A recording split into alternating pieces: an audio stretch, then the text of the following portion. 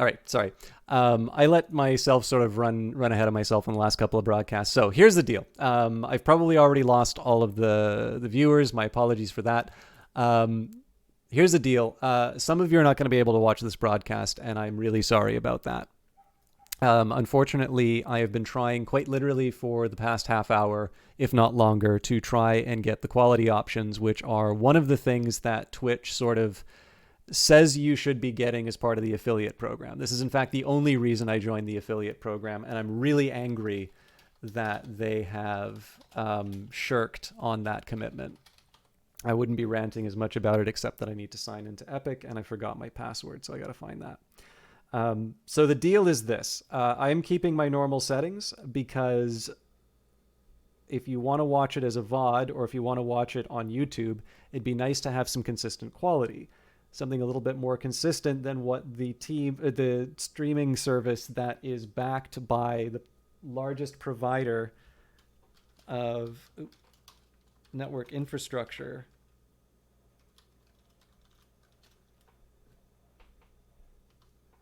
Sorry. I did a secure password as a result. It's impossible to remember. But yeah, so look, the fact of the matter is that they've not lived up to the obligation. In fact, the only reason why I went into the affiliate program was for the quality options. Twitch has taken half of the revenues, my donations have vanished, and now I don't have the quality.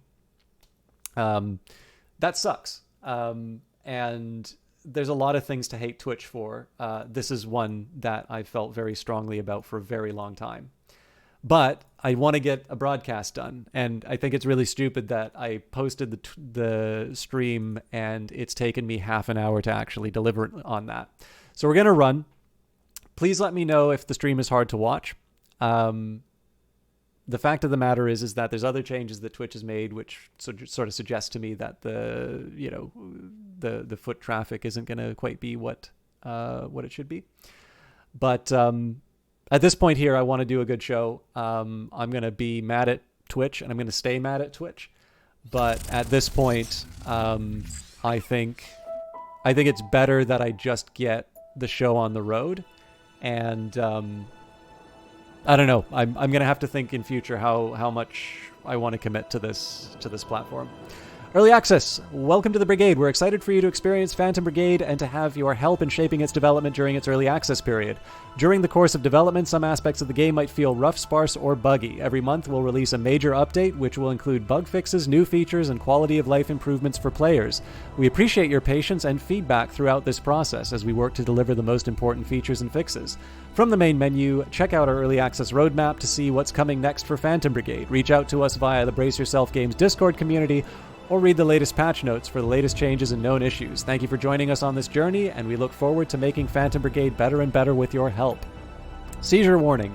A very small percentage of people may experience a seizure when exposed to certain visual images, including flashing lights or visual patterns. These seizures may have a variety of symptoms, including lightheadedness, altered vision, eye or face twitching, jerking and shaking of arms or legs, disorientation, confusion, or momentary loss of awareness. Immediately stop playing and consult a doctor if you experience any of these symptoms. If you or any of your relatives have a history of seizures or epilepsy, it is recommended that you consult a doctor before playing. Powered by WIs. All right. And we will load into the game where we left. Now, a little bit of housekeeping off the start. I just wanted to say that I was given a key for this from Brace Yourself Games. They're obviously a developer that I think very highly of, and I'm not as active on the Discord as I would like to be, but they're, I'm on the Discord, I follow the Twitter.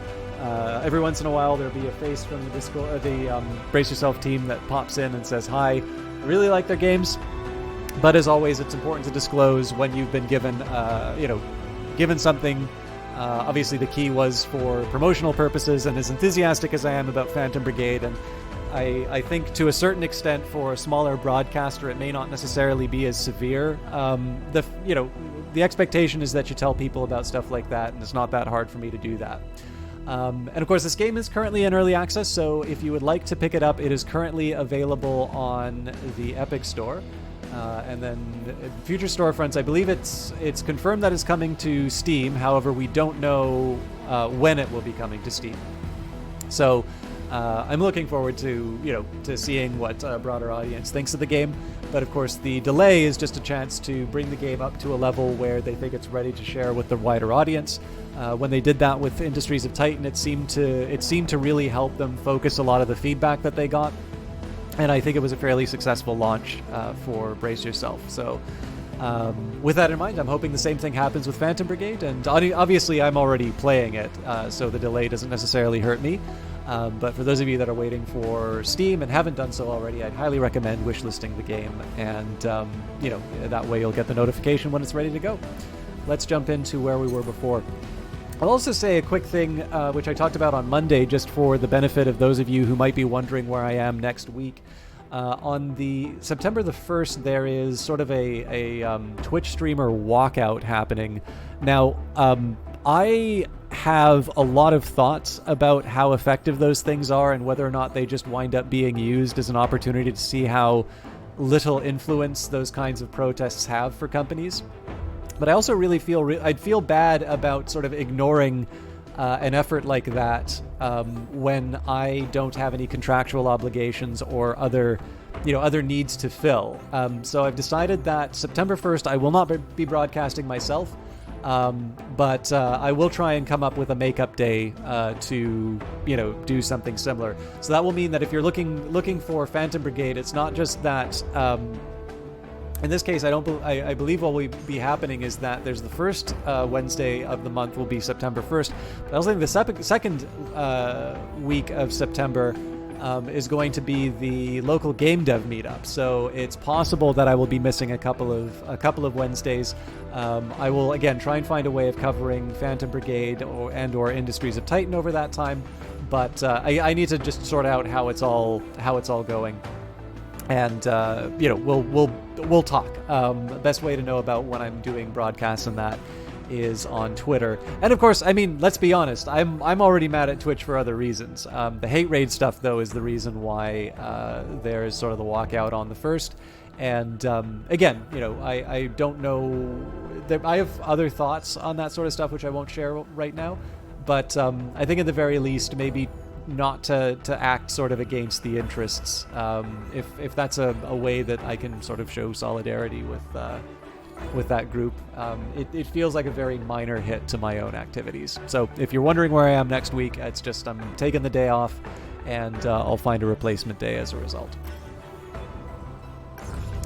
All right, base assault. Oh, I completely forgot to check the loadouts. All right, bases are the most challenging military structures to defeat. Be sure that you're ready before you attack. It's wise to tackle some roaming units in neighboring regions before choosing to assault a base in some cases. You've received intel that units in this base are using brand new technology, regenerative armor. This armor is capable of absorbing damage over and over if left undisturbed for more than a few seconds. Might be worth focusing your fire on one mech at a time to prevent this. All right, well, we'll suit up. I can't recall if I get access to the workshop. Yes, I do. Okay, so let's see. I guess the Sleipnir is the one I want to make sure that I have some of the higher quality parts on. But it looks like we've actually already run through, so it doesn't show any new items. It's really just arms and a burst assault rifle. We know I'm not going to be equipping the burst. So then I suppose the next question would be, yeah, and we've already got the linebacker with the assault rifle and shield. So you know what? Let's just say we wanna see some action. My pilots, some of them are feeling a little groggy. But let's jump in. So a reinforced military structure for overseeing the invaders' operations. It's heavily guarded, and attacking it will likely draw the attention of local patrols. Liberation will be easier if all of the base's units have been eliminated first.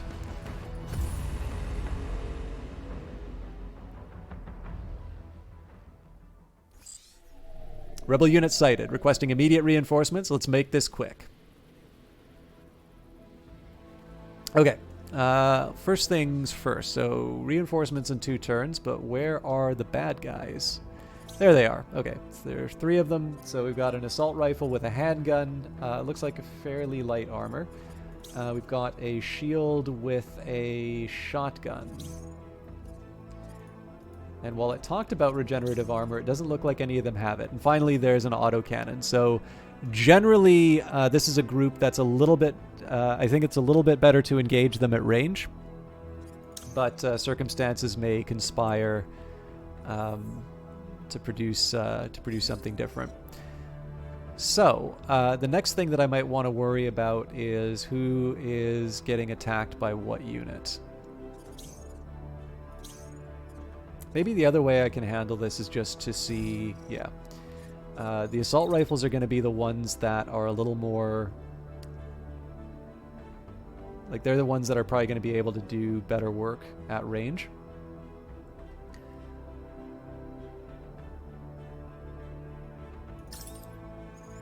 So move in.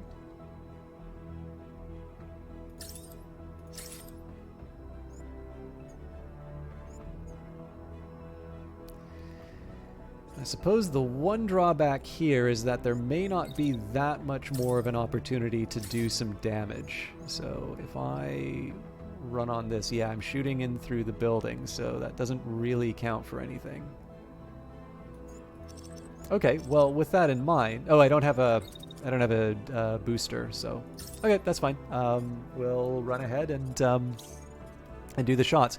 The Sleipnir is a little more mobile. It's also being targeted, so I want to be a bit mindful of the circumstance. So, like, one option that I have here would be to jump on the roof and take advantage of the high ground to get some... get some early shots off on people who are running through the area. Unfortunately, that opens me up to the shot from the... Well, you know what? We might have a solution to that. So if I put a unit in front... You know what? I don't think anybody had... well, Tango might be able to... get some distance.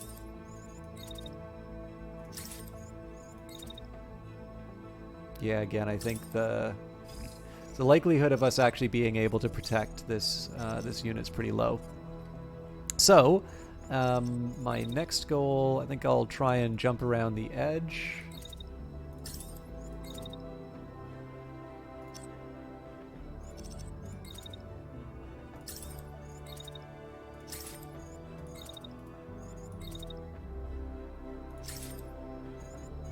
So the big question is whether or not I'm going to be able to get some shots off. It's a little toasty on the end, but I think that's at this point, this is a risk I'm willing to take on this unit.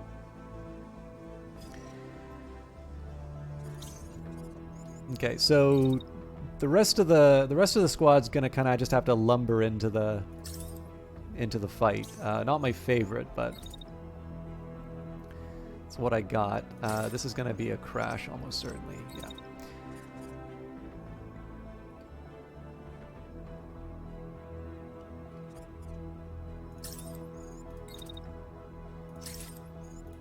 Again, just using the dash to try and get a little more distance. And the last big step, so in addition to making sure that there aren't any collisions, I want to make sure that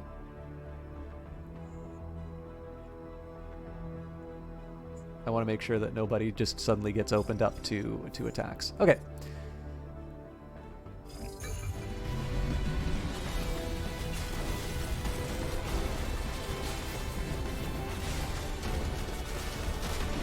Yeah, so a little bit of heat damage there. What's probably going to happen is this unit's going to... Oh, now I really thought that they were going to... Yeah, so they do actually wind up going for...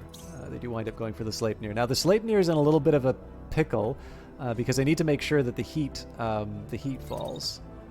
So the question is whether or not I'm going to be able to pull off the attack in time.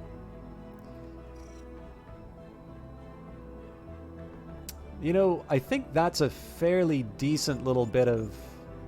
So maybe the one other consideration would be... No, because then I'm not close enough.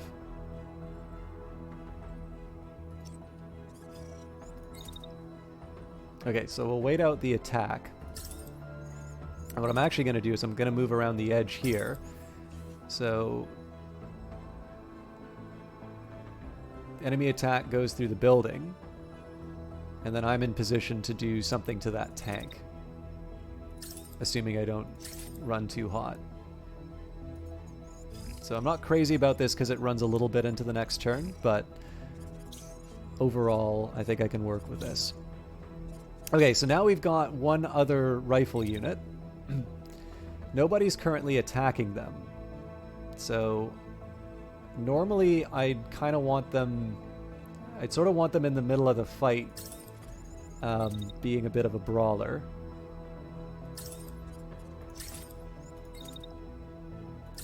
I do have an opportunity for a good shot to the back, though. And in fact, again, this is going to cost me a bit of heat. But again, it's a good opportunity, so it's one I'm going to take. I am a little surprised that this... Oh, I see why. So there's nothing else for this unit to do because it's firing its... It's spending its whole turn pursuing the Sleipnir, which is going to be hiding in a building. Okay, that's actually a good opportunity for me. So let's structure the turn around a big shotgun shot. And the question is, can I get away with another one? Okay, so I do actually get 2 shotgun shots. Okay. Yeah, it looks like we actually get to spend the whole turn doing that. So I would have preferred a little bit more in the back, but I've got the opportunity, so I might as well take it. Let's think about the next step for this unit. So things are getting a little crowded. I think maybe the answer here is to stand and wait. So I'd kind of like to have someone to be a dance partner with the unit with the assault rifle, but it looks like I got a chance to put a little more hurt on the tank here, so...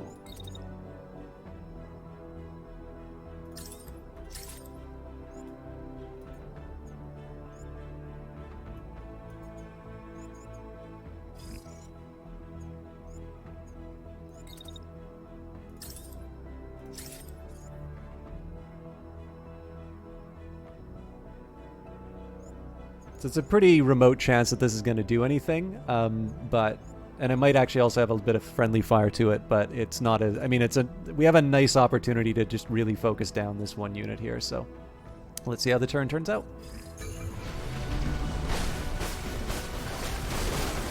Oh, there is recharge. Okay, so we knocked out a pilot. Dropping in, command is getting impatient.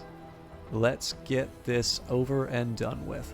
So it looks like they're dropping right on the helipad. Oh, that's a lot of them. Okay, so we got 2 dropping on the helipad here, and then we've got a contingent on the end. So we're actually in a decent position as far as the positioning of all of our units. We're more or less in the same little cluster. So what we're going to do here is we're going to take advantage of the fact that there's sort of a lone unit that's not really effective against our opponents right now. I'm going to run to the side, so we just get to stand and fire at the bad guy for the better part of the turn.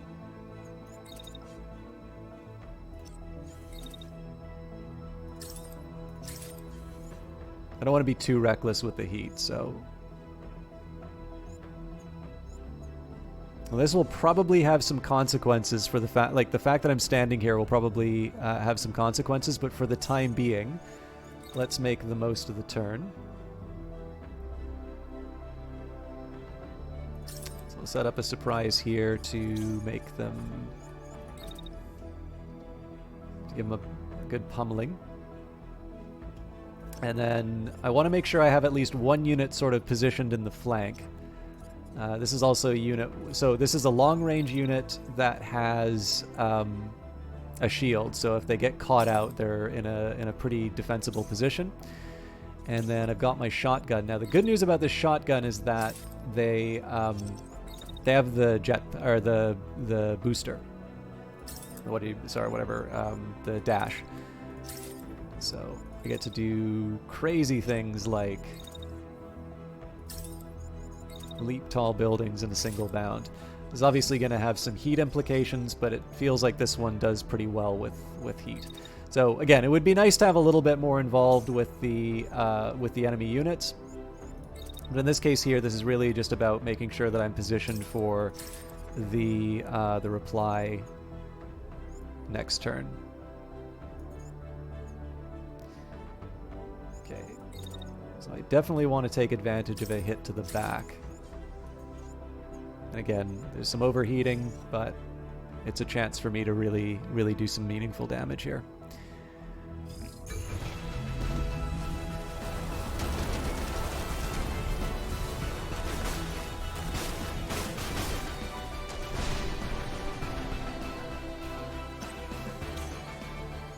Okay, they're still going to be attacking this turn. That's interesting.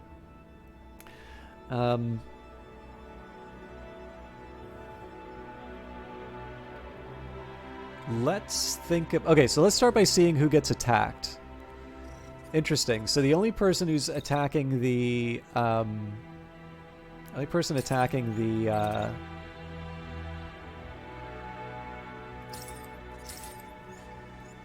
Sleipnir is the...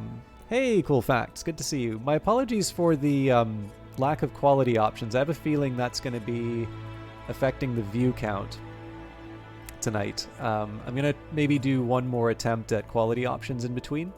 But I hope you're able to see the stream. If you're not, please let me know, and I might do another batch of quality attempts. But at the moment, I'm just going to accept that the people who are talking are able to see the stream, and those who aren't able to see the stream will likely not express that difficulty. But I gotta deal with the hand that Twitch has given me. And obviously, I'm mad about it, but I want to do a good show. Okay, so... machine gun. Wait a minute. So who are they... okay, I see who they're attacking. Alright, so this is a good opportunity here. I'm going to be able to hit him in the back. Always do 1080p either way. Yeah, so the big problem here is really the bit rate. So, Oh, this will be interesting. So I'll set up the defense.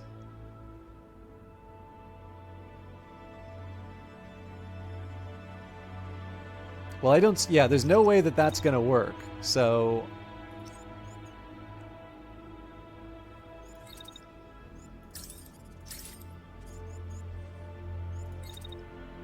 I'll set up the turn assuming that I'm going to survive that encounter. But it's very possible I'm just going to get knocked down by that.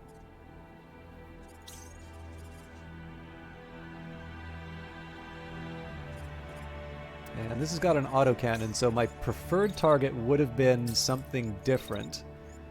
But here I actually want to make sure we're doing a hit on the tank. And again, if it means overheating a bit, I want to protect this unit.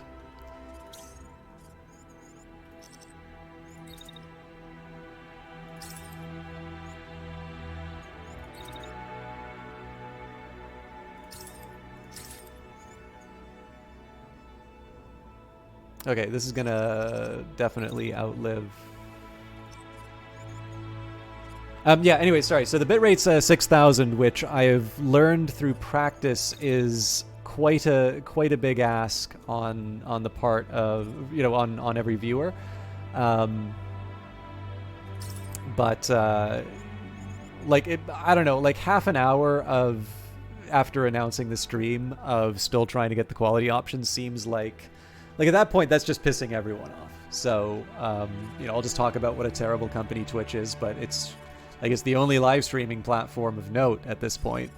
And, I either need to, basically I need to get over it, or I need to,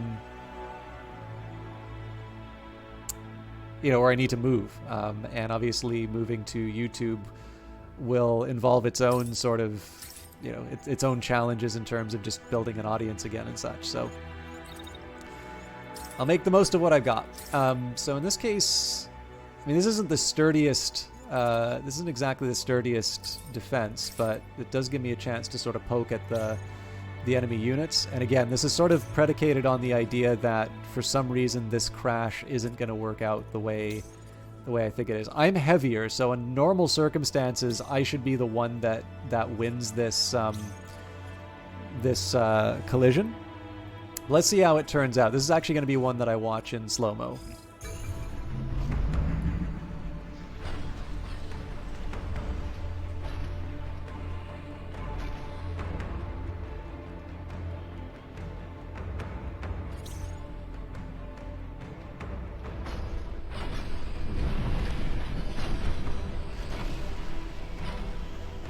Interesting, so the collision didn't happen. Well, this is a nice opportunity.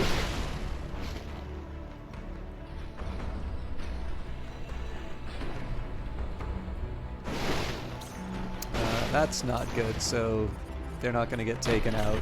They are going to get a free shot on the Sleipnir, though.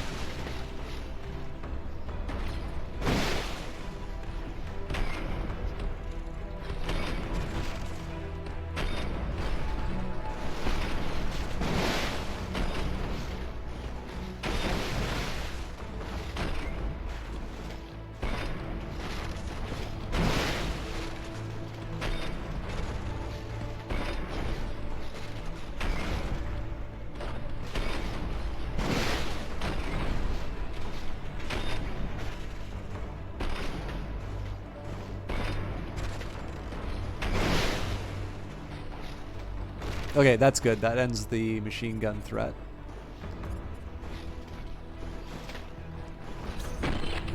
It's like got a little more of an open attack than I thought they would on this unit. That's a shame. I should have been paying closer attention there, because that's going to be a lot of damage. In fact, we might lose the right arm off of that.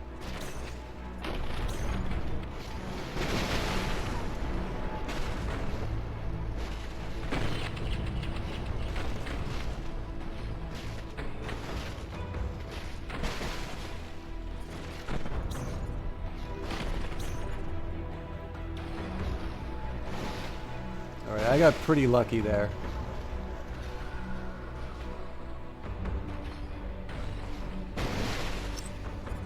Okay, so given the threat to the right arm, I'm going to be taking a minute. This unit's got to get to safety. Essentially, anything that will attack them, or even has the chance of hitting them,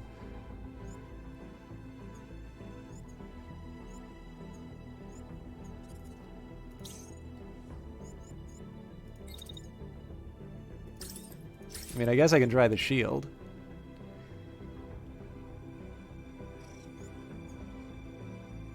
But even then, like, that's taking a risk. I just think it's a risk I kind of have to take in this situation. Okay, so let's think about... So if I can get an early hit... Yeah, I can't really... So if I waited out the full duration, they kind of get to rock me with their machine gun. So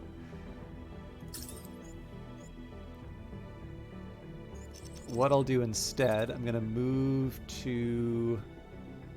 Ooh, yeah, there's definitely some opportunities here. So what I'm gonna do is I'll set up here. So first priority is gonna be to try and get the shotgun off on the Rapscallion over on this side. Now my original intention would have been to try and poke at this guy as they were running down the side, but this unit's going to be in the way. So what I will do instead...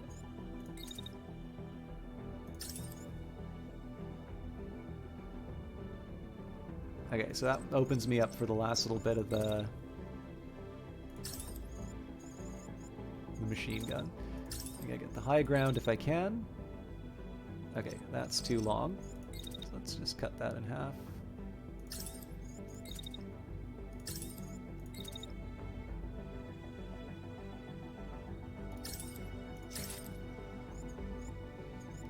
And then this should still give me enough time to sort of make my escape. Okay, so this unit I'm a little worried about, but we do have 2 sources of attack coming on a unit with a pretty weak torso, so I think in general we should be fine. This unit's finishing its attack on the tank. I guess the good news is that there's not a whole lot that's really trying to take them on otherwise. And it looks like everybody's firing autocannons, so realistically this unit's still probably going to be standing by the end of the attacks. If I walk ahead like this, what happens? Well, one, I potentially step on it, which generally I think would be okay. But the way... Well, you know what? Let's try charging through it. Because if I make it crash, it's not going to damage me as much as I'm not going to damage it.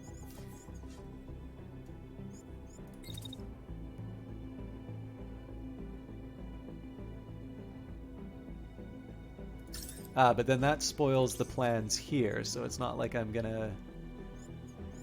Yeah, so they're not directing their attacks in the right spot anymore, which is fine. That just means that I get to move... Oh, hang on. Yeah, so I'm being attacked by this unit, so I want to be a little careful about where I'm moving.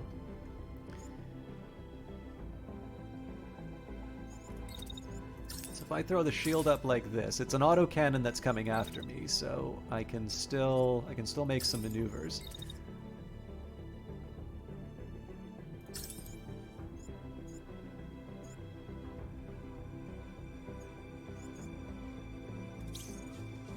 Okay, so the AI has done a pretty smart thing here.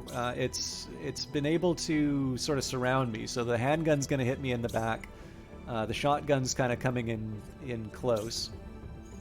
So my best reply to this really is refuse to play, essentially. What I can do here is I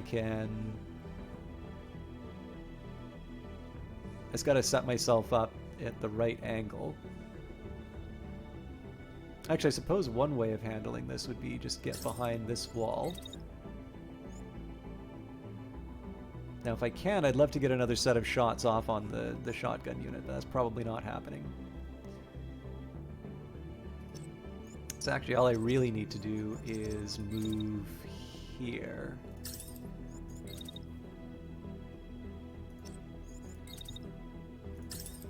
So then I set up an attack for this unit as soon as they turn the corner.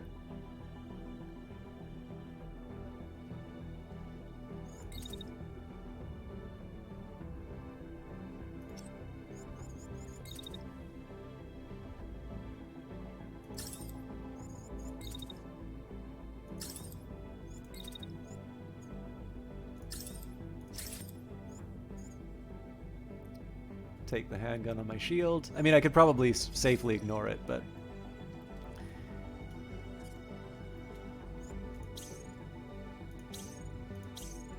Alright, let's see how all this goes.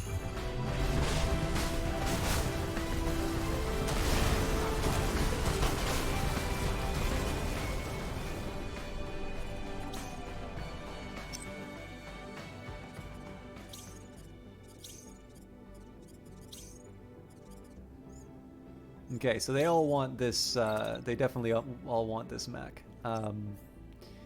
Again, some pretty heavy right arm damage. I think what I'm going to do here is move back to engage the mechs.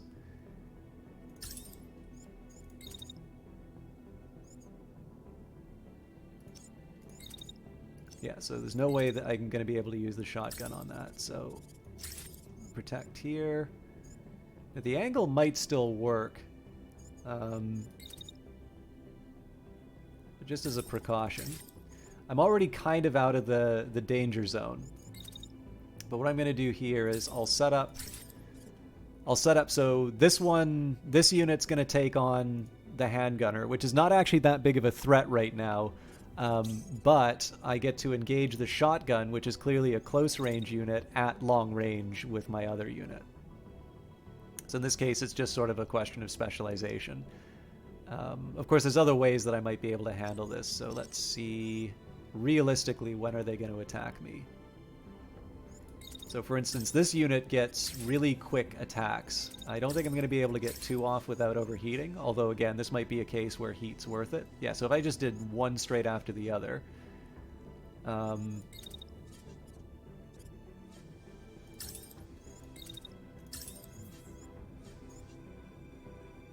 Okay, dodge the handgun, dodge the shotgun, and then still have enough time to poke my head out and get a 3rd shot.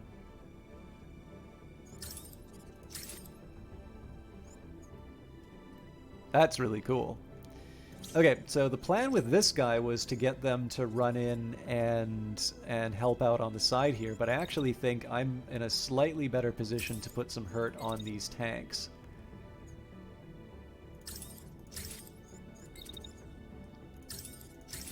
Okay, again, the heat's a problem, so...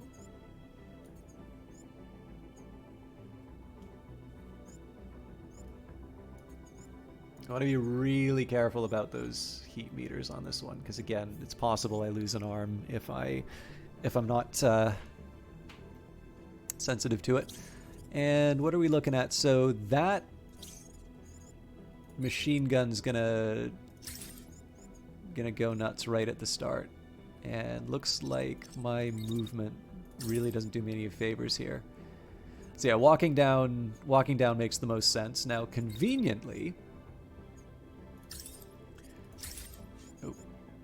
looks like this tank's actually going in a really good, well, would have been a really good spot.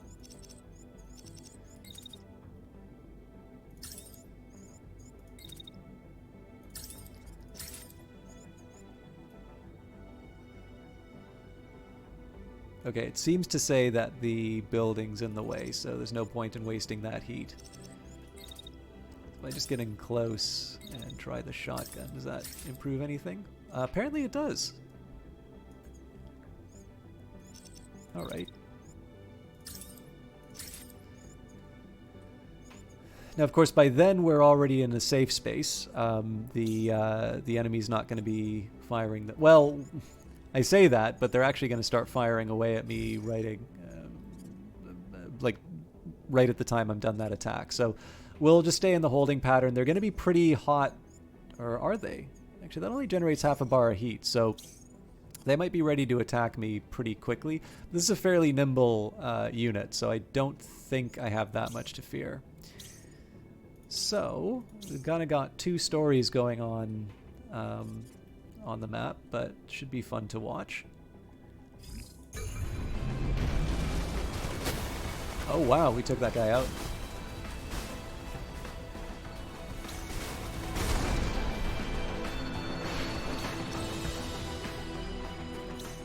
Okay, this unit still has its arm, although it did take a little damage on the right-hand side. That used to be 7, so I want to be mindful of that. This unit's getting ready to eject, so we're in pretty good shape there. It's really, at this point, just a question of eliminating this heavy machine gun unit. This is actually not as easy as it looks. So one thing I'll try and do here is just, again, I want to position myself around the building.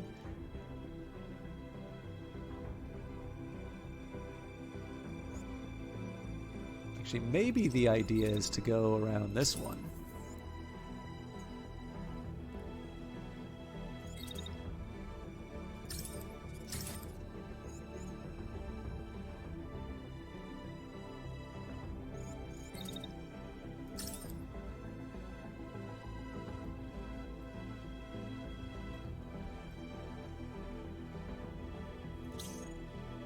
Oh, but this unit's still ready to go, so... What I'd really like is to actually get this unit facing off against the machine gunner. This would be my my ideal. I'm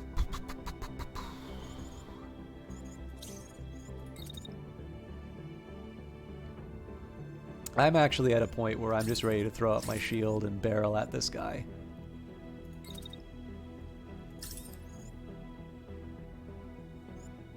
So essentially what the linebacker is saying is I need to get to the other side of the map. You're currently in my way. Move it.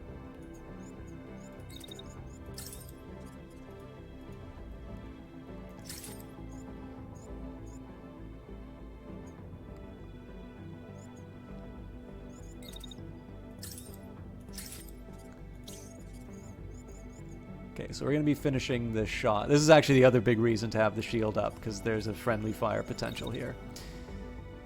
So we finish the shots. In this case, I'm just going to say full court press as far as taking out the machine gunner is concerned.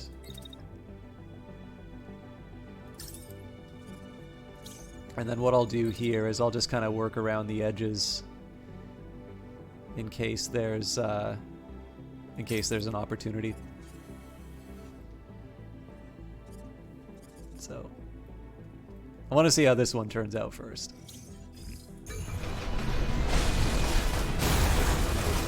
All right, irrelevant.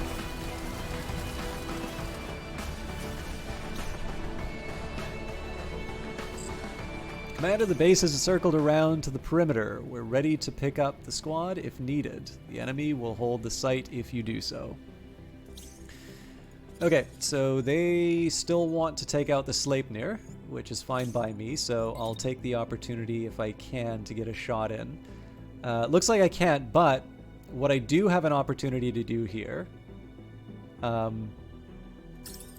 get to direct the enemy so I get to kind of pick the direction that they're going. And in this case, I'm going to make sure that I move them in such a way that I can get a good hit on the back. And I would prefer not to crush that tank on the odd chance that there's something fancy for me.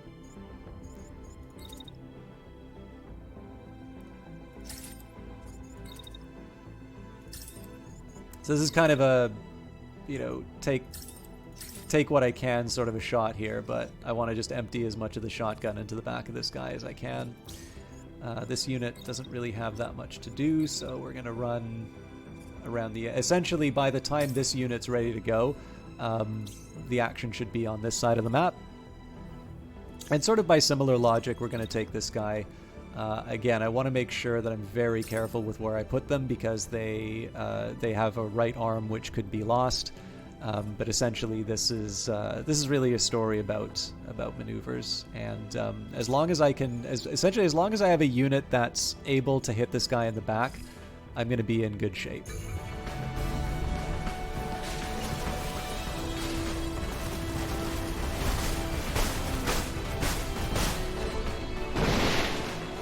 Not quite enough to deliver the finale, but.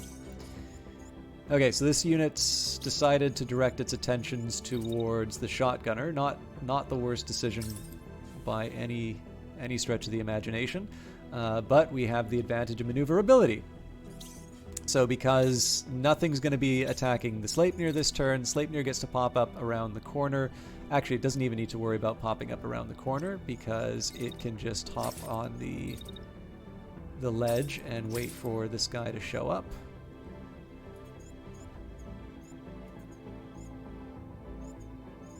And if I'm lucky, I get a second shot. And of course, it's very important that I not interfere. So this is, of course, a dangerous move, just because if the machine gun decides to turn its attention, that puts me... I have a little bit of risk that I'm assuming doing this.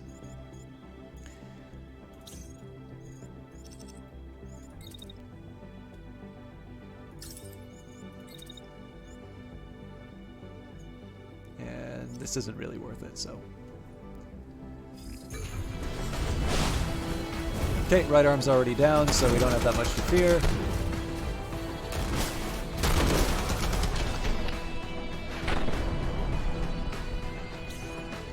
Looks like they want to go to the bitter end, so those are SMG hits coming after my...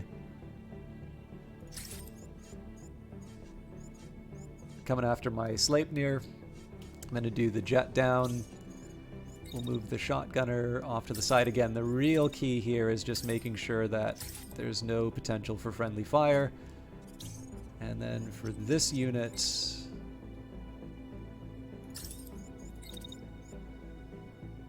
it's shocking how slow they move. That's a huge range on that shotgun, by the way. Oh, because it's not a shotgun, it's an assault rifle, right.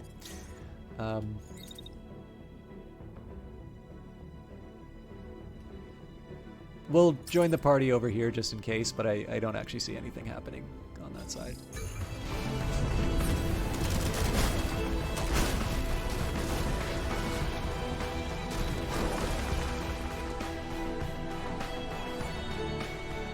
Alright, so we didn't lose any units, sorry, we didn't lose any parts. We'll have some big repairs for sure, but we should have some decent scrap after that fight as well. So all hostiles eliminated, site under control. Scanning the site. Okay, so we get a railgun. Now this is workshop charge, so it looks like we get 2 charges to build a railgun as opposed to getting a railgun. We'll see whether or not that's actually the case. One heuristic I'm going to employ here is to say blues and greens as like automatic pickups, and then see whatever remains. Okay, so that'll pull us over the edge for our budget. So clearly that's not feasible. A rare medium arm is pretty hard to turn down. Now, do I need the tactical SMG? It might be nice, but that seems a little bit better. Actually, that may not even be good for scrap. So let's start throwing out some things that maybe I don't want to hang on to. Now, it'd be really nice if I can keep some of the heavies here, for the simple reason that if I can, if I can build a new mech, which is sort of a bit of a bruiser, I want to take that opportunity. But again, I'm doing so comes at a cost. Right now, I'm 15 scrap over, so something's got to go. So yeah, I don't know. I really do feel like hanging on to some of these.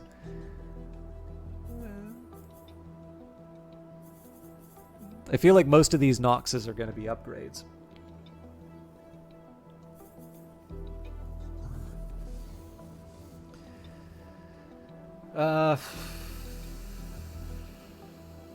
Yeah, honestly, actually, this becomes a lot easier if I just say, you know, hit scrap. Like if I just hit scrap on one of these things, I solve all my problems.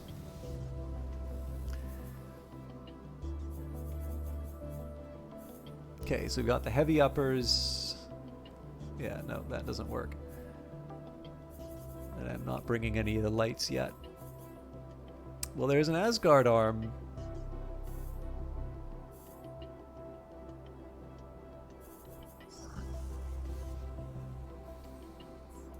Scrap that one.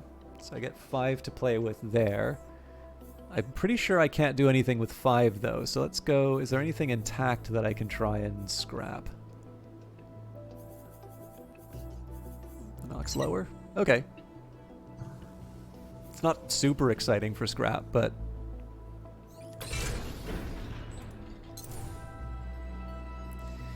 and everybody's repairing, so we're going to start with those repairs.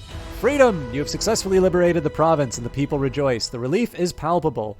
One of your pilots wanders over to you as you watch the people dance in the streets. I know there's a lot more to do, she says, but shouldn't we celebrate the small victories? She and some other pilots would like to celebrate with the people. Now, 200 supply is a lot to give up under the new system. Cranky, how you doing? I'm glad that you're able to see the stream. Twitch is being stingy with the bandwidth. I quite literally spent half an hour trying to get the quality options back. Yeah, needless to say, they're not there. But let me take a quick second to shout them out. Uncle Cranky has been playing the prequel to the new Marvel turn-based strategy game by Firaxis called XCOM. But last time I saw him, he was actually playing Skyrim. So somebody who occasionally hangs out during some of the Oblivion streams. and will I actually quite respect the fact that he, even though some games clearly don't like work well for him, he's actually really willing to sort of throw himself out there and try. So with that in mind, like I actually tremendously appreciate his ability to do so. Usually I just like I'll play a lot of stuff off cast that I don't feel that I stream well. And there's really something to be said for Cranky's ability to push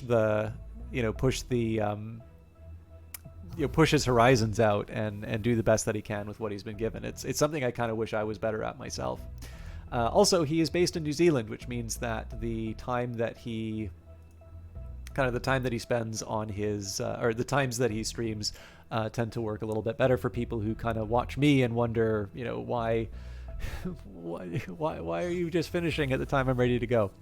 Okay, so I'm not going to do the celebrate just because 200 supply is still a lot for me right now. We'll join the parade, so that'll give me a little bit of fatigue. I do need to work out. So I mean, we're at 685 supplies. It seems like we can sort of afford.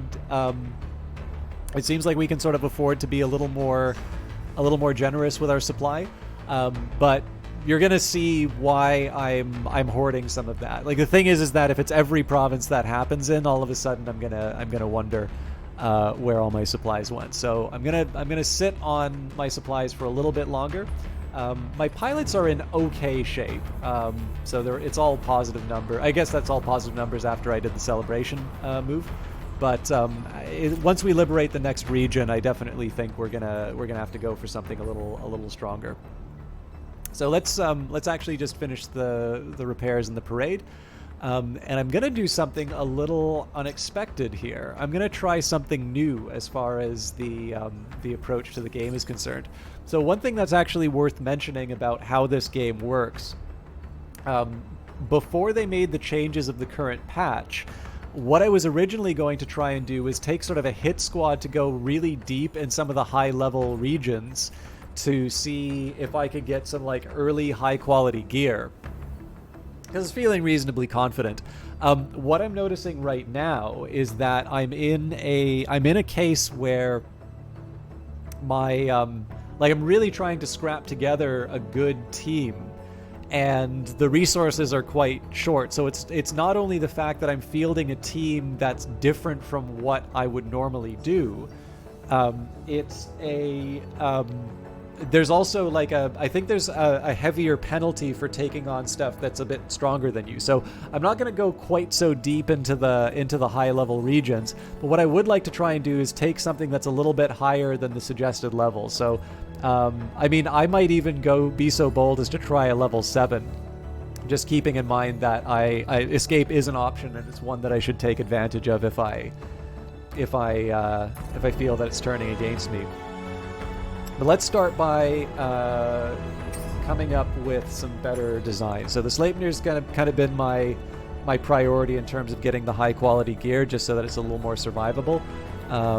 Looks like we have a lot of stuff which isn't much of an improvement though. Well, these Nox lowers will help me out. Better heat dissipation, better mass. Right arm, so we do have a nice heavy Nox arm. Looks like it's got a small mass problem. So better heat dissipation, improved reactor. Ah, I get it.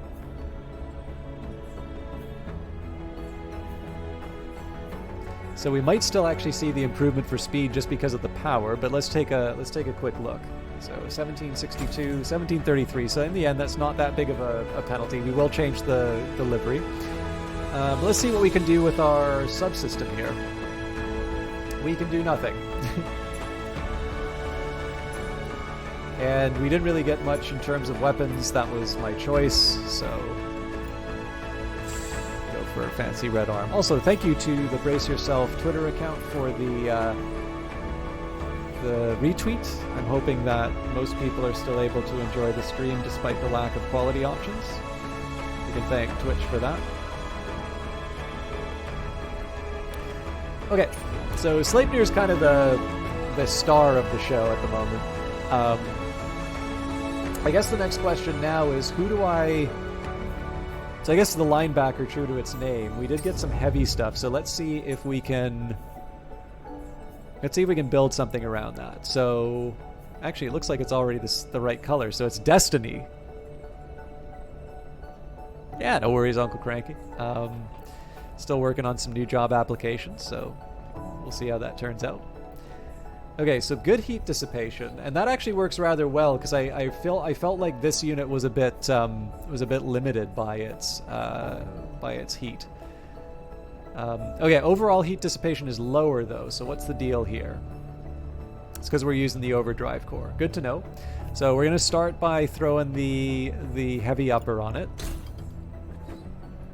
This is a launch core, so if we compare that to the charge core, lower overall power, which is going to mean that my mech is even slower.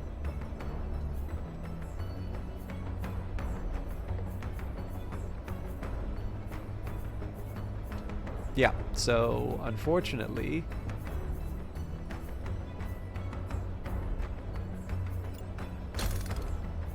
like we're gonna have to just switch to a standard core there. So I've got Nox lowers. These are already heavy, so nothing we can really do there. For the right arm, we can give it, well, again, it's got a heavy arm. Question is whether or not this one's better. So we get a slight improvement as far as for mass. So it's about 30 units on the right arm that we're giving up. I could use the improvement on speed, so let's just see what happens to the speed. 88, not really worth it.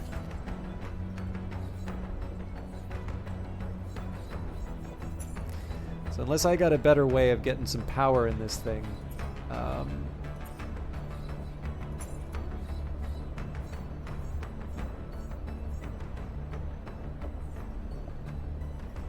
The other thing I might want to try and do is, if heat's the problem, so let's just take a look at what weapon we're using. So we've got the burst here.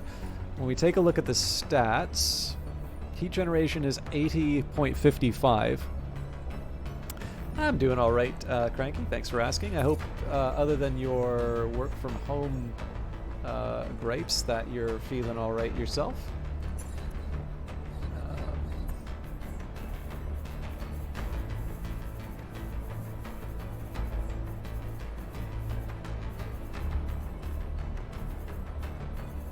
I guess I don't have a purple and yellow combination, do I?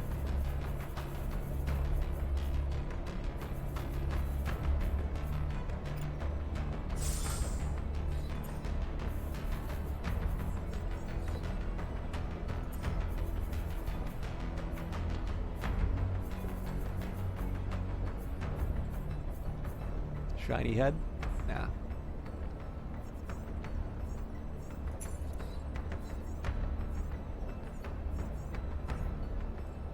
Yeah, I'll stick with that for now. But yeah, so what I want to keep in mind is that 80 heat generation on this weapon.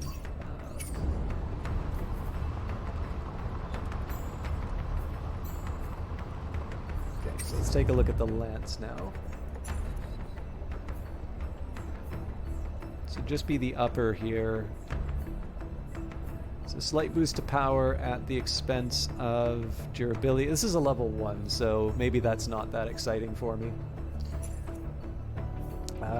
I could stick a heavy arm on it. The funny thing is this is actually less of a burden. This is less of a burden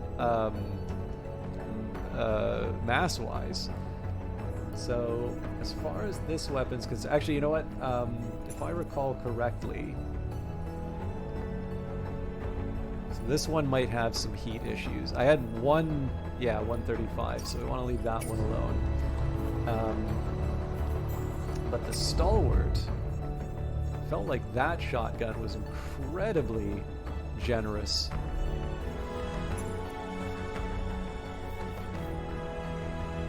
Okay, well, one of them is definitely much better than the other at...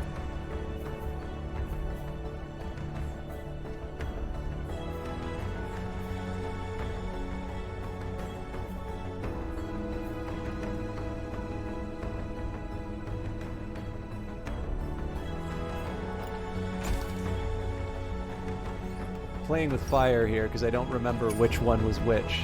Dacker, hey System Chalk, this game seems like a nice change to the tactical combat genre. Is it a sandbox style or time-limited campaign like XCOM 2?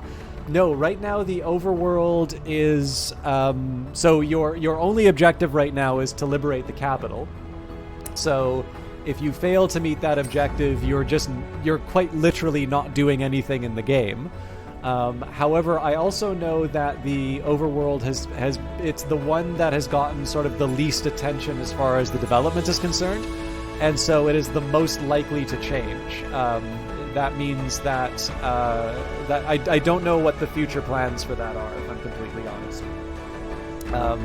It may be that they have some fairly elaborate plan. I know there's like a Nemesis system planned. I know there's a few things that that might be coming up. But for the time being, I don't want to say... So I kind of feel like if I say sandbox, that's going to imply lots of things to do. Really, right now, the overworld is you picking what missions you want to take, or potentially reacting to things heading towards you, like there are invasions inside the game. But I don't want to create the impression that there is... that there's this world of opportunities to do things in the game right now. There's been a lot of attention and polish to the tactical element, but that again, that is not to suggest that present and past performance is indication of what's happening in the future. It's very clear that the focus of the development has now gone towards this overworld level, and if you take a look at the roadmap, there's definitely going to be some more stuff coming up along those lines. Okay, so I'm going to put this new Nox arm on it. Seems like there's really no reason to keep the gray. I am, of course, going to have to adjust the livery, though.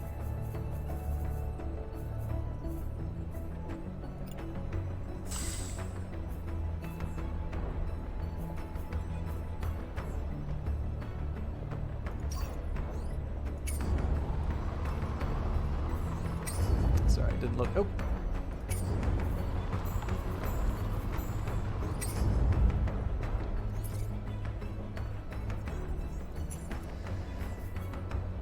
So the Asgard arm, I mean, it's a gray, right? So there may not be all that much excitement for what I can get there. I'm surprised I took this if it's a level 1. So here's what I'm going to do. I'm going to go to the workshop. I want to go to my inventory first. So we're going to strip this thing.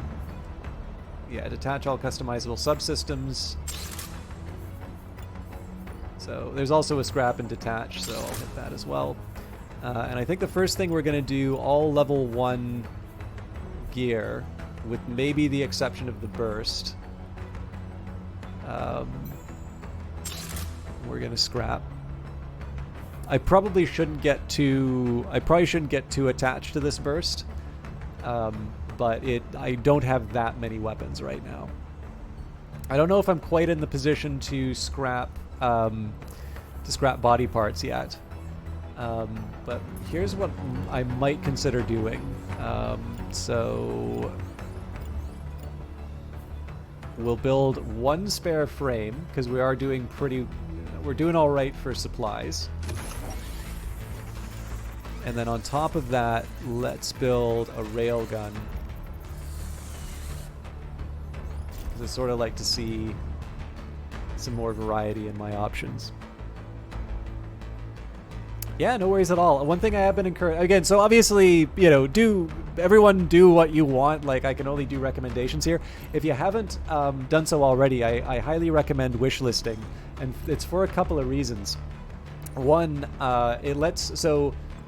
if Brace Yourself Games has to maintain a mailing list, which I believe they do, they, I believe, would pay a fee to whatever provider to send out an email. So as a result, that's, resources that could have gone towards development that are now being spent to, reach out to their community. And obviously they do it, so they're fine with it. But if there's a wish list, then it's, there's no cost to them. Steam sort of covers that, and that means that you'll be informed when the game comes through. In addition, it will inform the people on your own list. I should explain what I'm doing here just before I go too far. It does explain to the other people on your list that there's this game and that you're interested in it, and of course, because all of us have excellent taste in games, our implicit endorsement or interest in a game might get other people paying attention to what's going on. So again, I don't want to sound too I don't know, shilly, is that the right word? I don't want to sound too pushy in terms of the support for the game, but it is just sort of worth mentioning that it seems like such an obvious thing to do, but those are a couple of ways where I would recommend wishlisting the game, just simply because there are some secondary effects that are very beneficial for developers. It also just helps them, gauge the overall interest in the game. If you are interested, there's also a Discord for Brace Yourself games. I really enjoy participating in this Discord, even if I don't directly go into it. For those of you that got a chance to see it, actually on the 25th, Brace Yourself did a game of Gartic Phone, which I thought was lots of fun to watch. And they actually took fan suggestions. So if you had wanted to give a fan suggestion, that would have been the place to learn about it. So it's a cool place to hang out.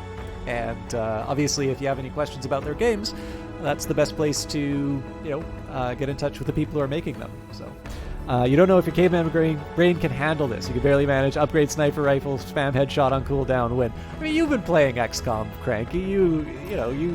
I think you can handle this. Sorry, I was going to explain what I was doing here. So this is well above what I can handle. I'm actually, out of the 3 options I had, I'm going for the hardest. It's mostly because the logging site is also likely to be the most gentle of the danger zones. So what I'm trying to do here is see if I can throw my team at a heavier target, knowing full well that I might have some problems and that I need to bug out pretty quick. But basically, the idea here is going to be, I want to see if I can try and get some early good gear to make the assault on the capital a little bit better. So this is one where I want to make sure that I have an escape plan nice and early.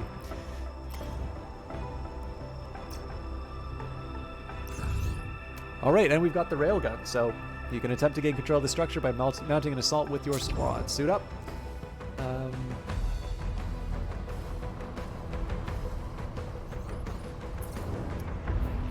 So what's this railgun looking like?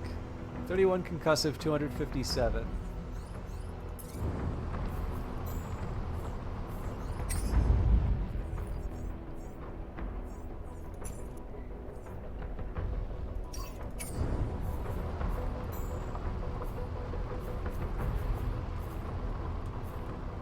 I think I'm going to keep the current loadout as is, but we are going to experiment with the rifle once we have a clearer idea of what we're up against. So, civilian facility. While it is not enforced, units that guard it may be more challenging and will often call for reinforcement. This is ranked as very hard. Let's see how we do. Sarah 2 on the field. What's taking so long there? Surround them and finish them off. Okay, so retreat is possible in 5 turns.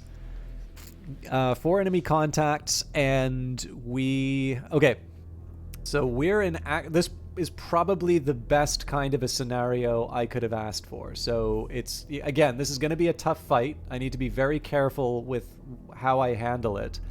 But we've got our retreat, so as long as we can hold the line for 5 turns, we have an escape option.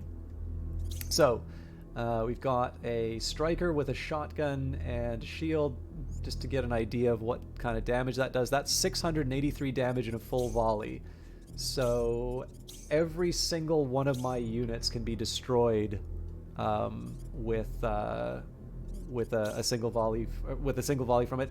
Also worth noting, if you take a look at my shields, that's enough to eat through my shields as well. Okay, Next up, we got a plasma repeater on the support unit. That thing does 148 in a full volley. We've got an assault rifle. That's going to do 599 in a full volley.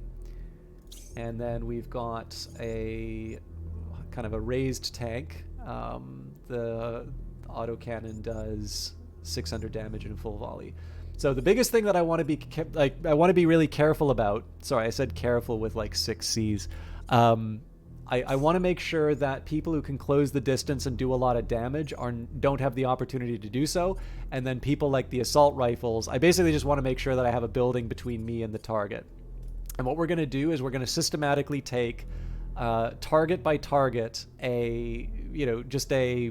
focus one down, take them out kind of an approach.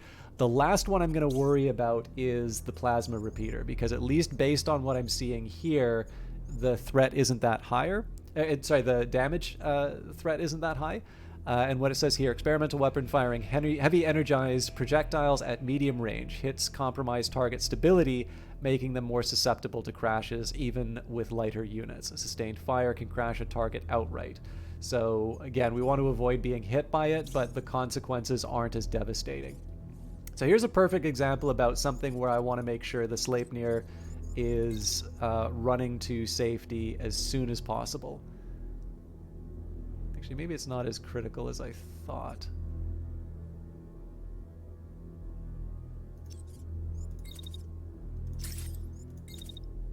We'll be safe just in case. So everybody's focusing on the Sleipnir here, which works for me. It's also important to remember it's the shotgun that's being fired here. This is the one with, okay, not that long of a reach.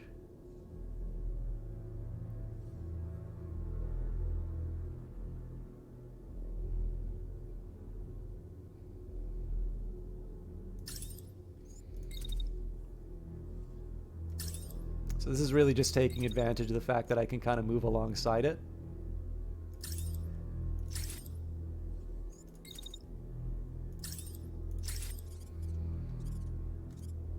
Oh, my movements are not great though.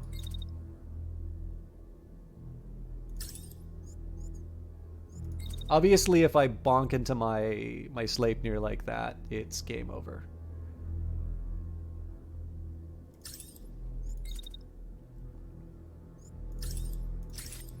Okay, so I need to prepare. So the challenge here, right, is that if this thing turns around and starts pointing its shotgun at me, I'm hosed. So this is a very, very aggressive move that I'm making here.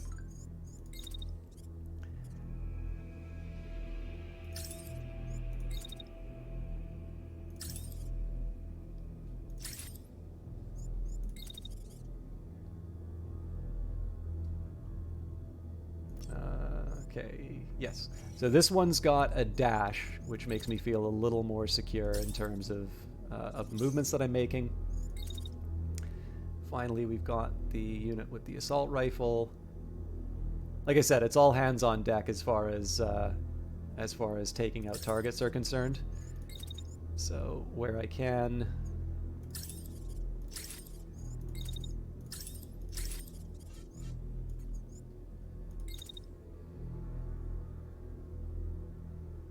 if I can, I want to try and run down that mountain.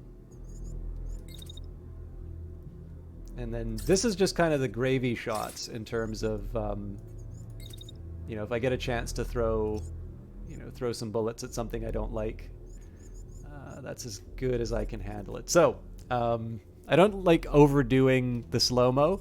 I really want to see how this turn plays out.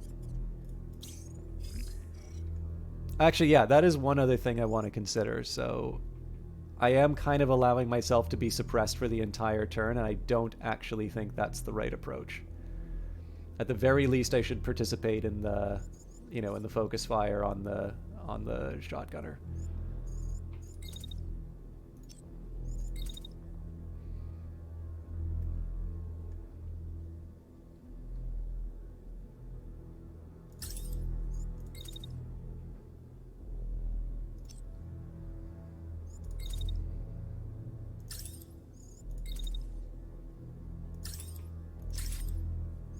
In fact, I'm wondering if I even need to move from my spot to be able to do that.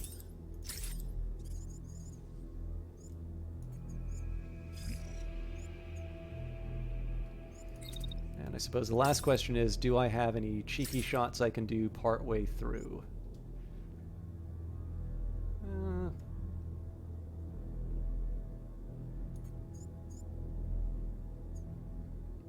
It's better than nothing. So also make sure no embarrassing collisions, no friendly fire. Okay, so everybody's focusing on this big heavy guy.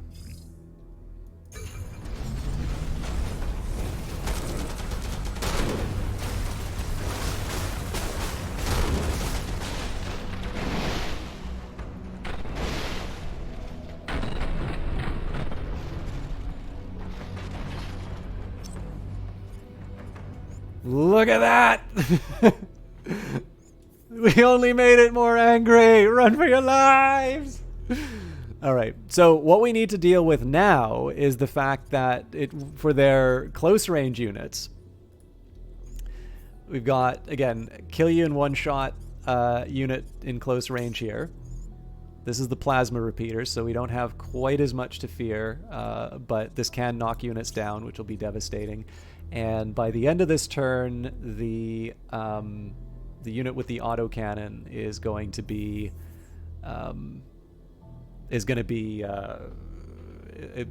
like in the middle of all of my own units. And then of course, this unit is only going to be bullying my Sleipnir. So one thing I actually want to try and do right away. Yeah, it's not the most elegant escape, but it does the trick. So I'm going to do a little something like this. So again, the key here is to just face down this target, which is eventually going to turn its attention on my...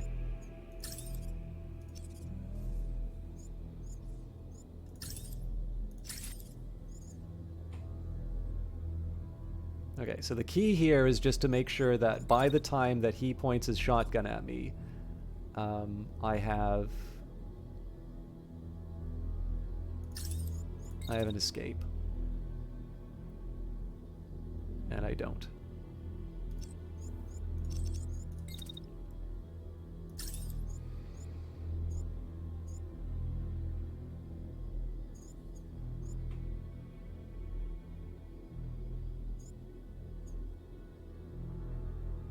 So I do expect a little damage on my my Sleipnir, but not kind of catastrophic amounts. In fact, one of the things I might be able to do as a side mission.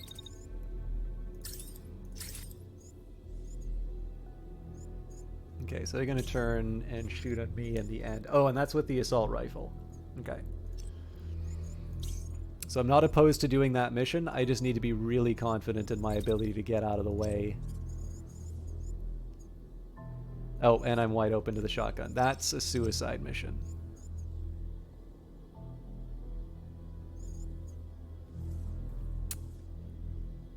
Okay. I'm going to go even bolder. Oh, nope, they can hit me there.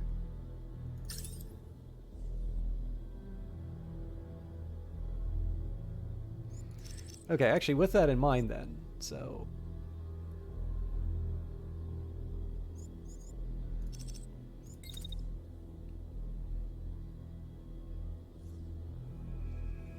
So far I'm able to accomplish everything that I want from this position. This unit does get a shot on me, which I'm a little worried about. So this is the plasma rifle, if I recall correctly. So I guess the question is, you know, I sort of feel like the damage on that unit really isn't worth... Okay, so if I just... No.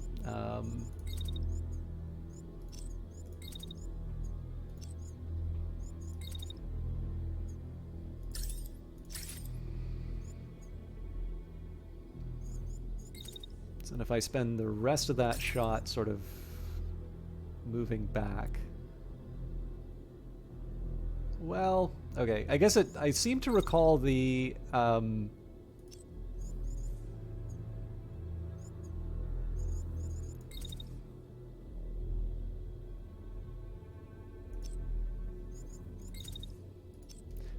I guess the best I can say is I seem to recall the plasma moves very slow.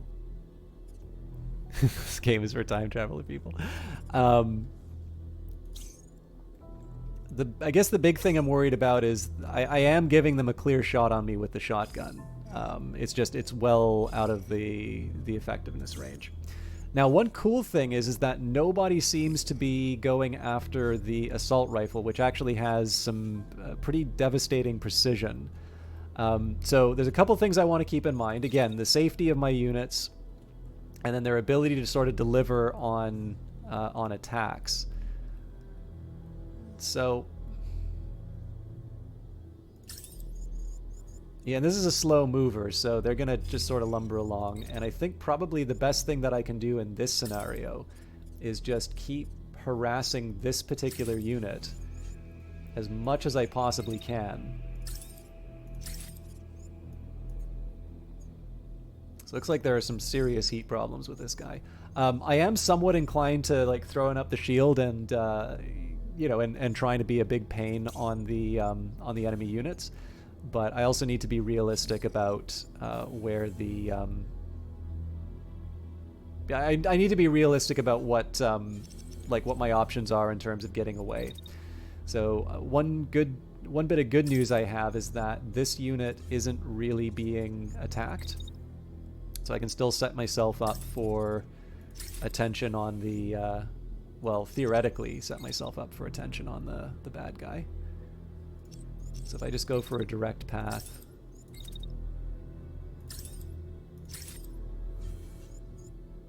that's as close as I can get. The next question is, am I able to deliver a second one of those? And the answer is no. So at that point, this should be where I consider. Now, this is a hugely dangerous situation, right? This is the point where the autocannon. Oh yeah, no, there's no way. There's no way I'm letting that happen. Okay, so I'm going to accept that any opportunities to deal with this unit have sort of vanished. I'm actually going to have to move and give them some space, which makes me feel a little crummy, but they are a 2. Well, maybe I don't. I don't know. I'll hold back just for safety. What I'm going to do here is get a good shotgun on the tank. The big problem here is making sure that I get out of the danger zone. I don't even have the jet option really, so in this case it's just got to be a straight walk back. I'm basically saying hi and then walking away. This unit, on the other hand, will have a few more opportunities, I feel. So again, we move back for starters. Now, if memory serves, I basically just get to fire this thing for the whole round at whatever I want. Yeah. So with that in mind, this whole turns movement is going to be built around like dodging everybody else's activities. I'm doing a horrible job of it though, so. Okay, so if we do this, we're fine.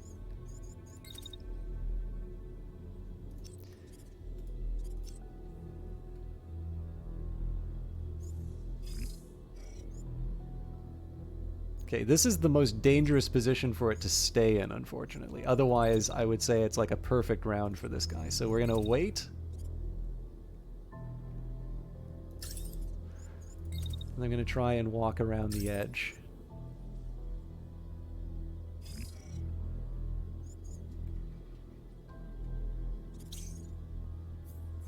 Again, make sure there's no embarrassing collisions. I think we're in good shape.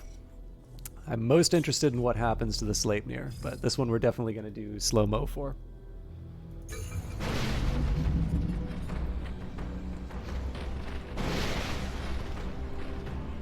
So one of the problems is that we've sort of been attacking them along, 2 or 3 different different axes. Maybe not axes is the right answer, but like basically they have been... All right. That thing's not offering the cover I thought it would. But yeah, so the big challenge I'm facing right now is that the damage has been spread all around this unit, which is not great. And it seems that any damage from behind that we were hoping to do hasn't really materialized.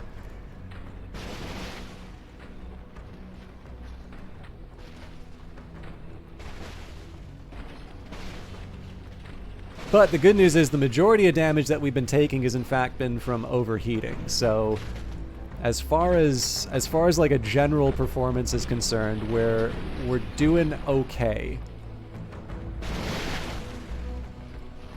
Even being able to hit this guy's right hand side is a big win for us, because if we can take out their weapon, they're gonna eject.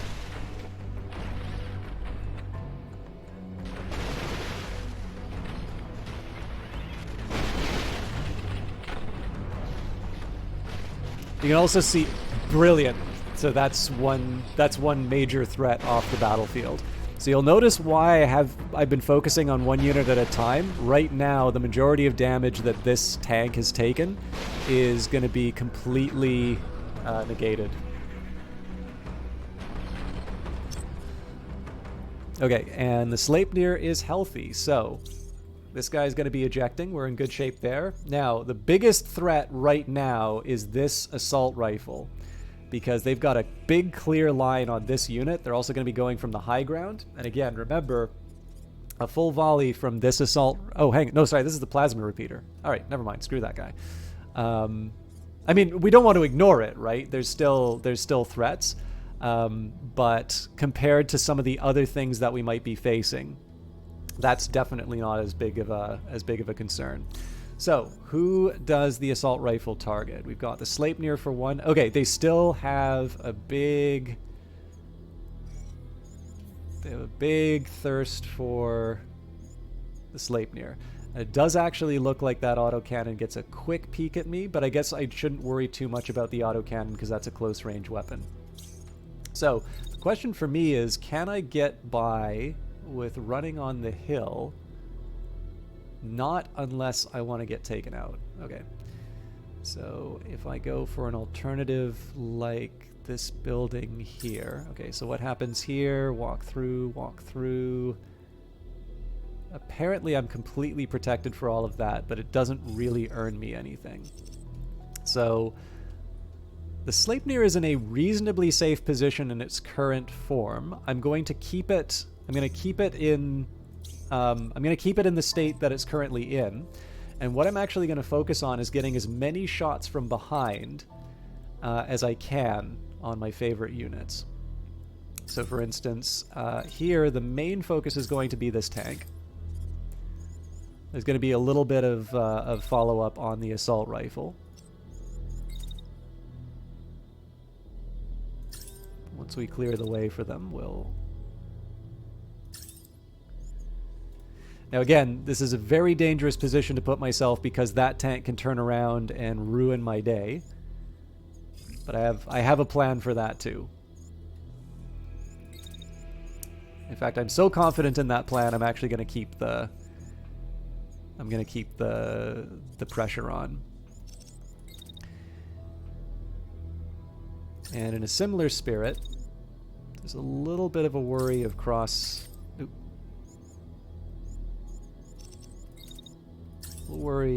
friendly fire here, but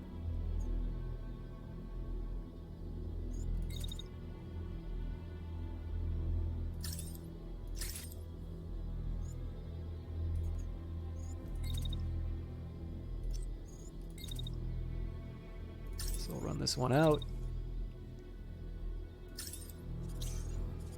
So what I'm sort of banking on here is the fact that this is a level 3 heavy unit. This is a level 3 heavy unit. This is a tank. This is a level 2 unit. So in theory, if I'm feeling really threatened, my outside option is to throw up the shield and like deliver and just like and smush them basically. So again, it's a questionable approach, but it's one that I feel like I can. Yeah, maybe the shield is the right call here.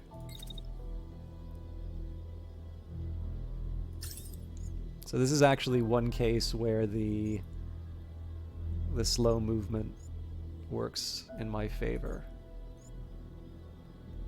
So put up the shield on the plasma.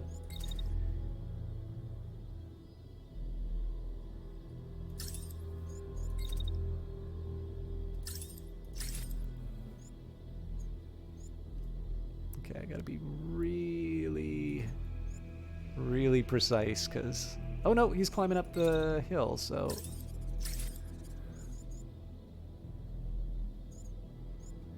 That's not the unit I want.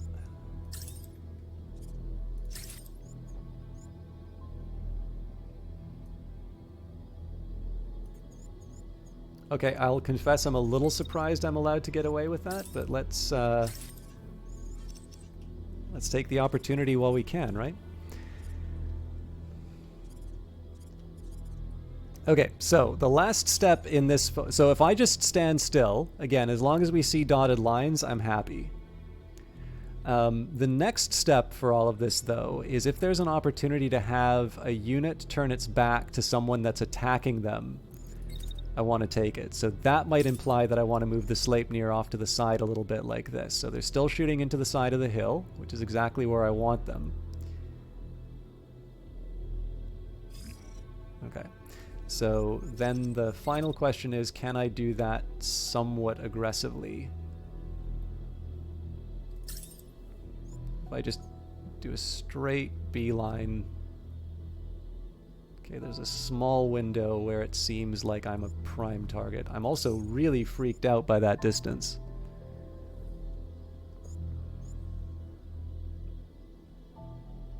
So what I'm going to do as a precaution, I'm going to take advantage of the dash. Okay, we'll walk a little bit and then dash.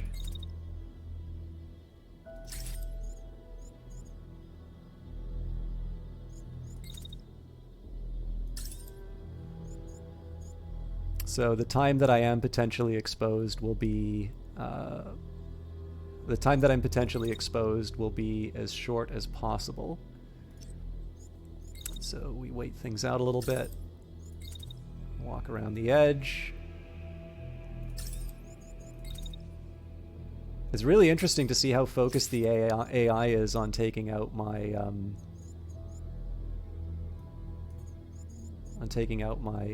my Sleipnir. So I'm going to start the shot. This is going to mean that I'm shooting into my cover, but I want to make sure that this attack is finished. Oh, Crack Steve, sorry, I didn't see your message before. So what I want to do here is I want to make sure that even though I'm shooting into my own cover and potentially creating a problem, I want the option to be able to dash as soon as the next turn starts, because it's possible they'll start by opening fire.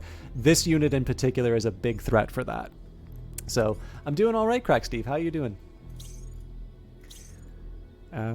Okay, let's see the magic happen. I think I'm going to go slow-mo again, because there's going to be a lot of excitement.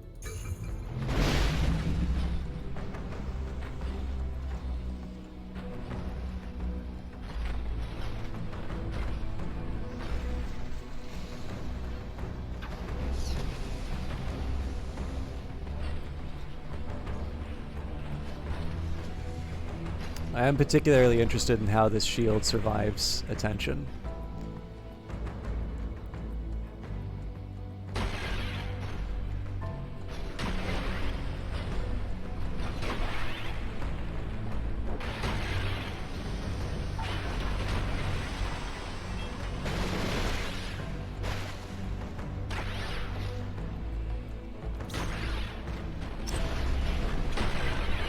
Wow. That's really good to know.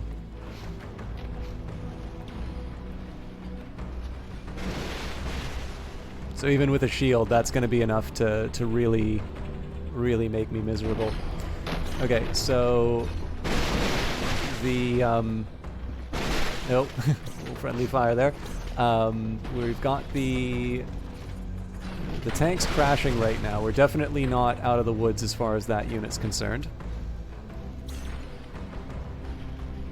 So presumably this is going to be some pretty serious damage that this unit takes, because it's a big clear shot that the rifle's going to be able to take. However, they are ready to go at the start of the next round, so...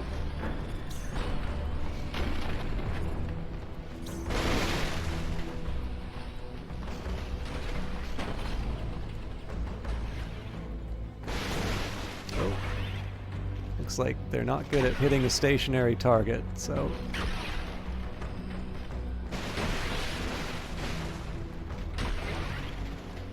Oh, there's the damage.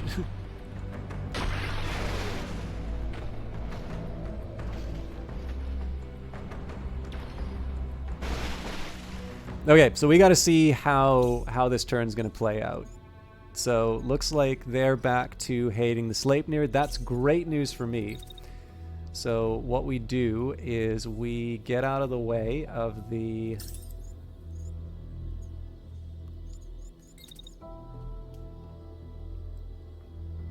Hang on, does it have any... Yeah, it does have regenerative armor, so that's actually not as big of a deal as I thought it was going to be.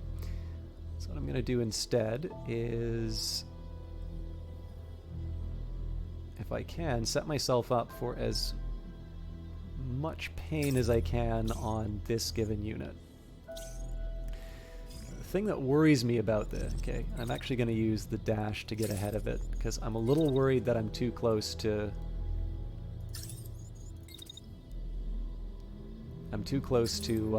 getting hit in the back by that thing. And again, where I can, just taking some shots. Especially if I can hit this thing in the back. Okay, looks like I only get 2, so make those count. Okay, well clearly that's not the move I want to do. How's this thing? Okay, so they're going to eject. That's great news for us. So this also... The great news about this is because they want the Sleipnir so bad, what I'm going to be able to do is deliver just a world of pain on this other target. So obviously we're going to change the direction of the... Sadly, I don't have a jet pack to... Yeah, that's actually going to... It's going to be a little inconvenient, because I'm always sort of one step ahead. Or sorry, one step behind. But let's work with what we've been given. Okay, so first of all, if I can, I'd like to avoid walking into the tank. Partly because if I can get some scrap out of it, great, but also because I think if I walk into it, I might crash. So I'm going to take the opportunity. Basically, I'm going to take the shot when I'm close enough to take the shot. Okay, looks like I overheat there, and our 2 guys, sort of as feared, wind up bonking each other on the head. So let's try and make this work a little more effectively. Now, other detail. So this unit is going to be attacking the Sleipnir, which means that I actually get to direct that beam wherever I really want. So if I can, a quick dash behind the...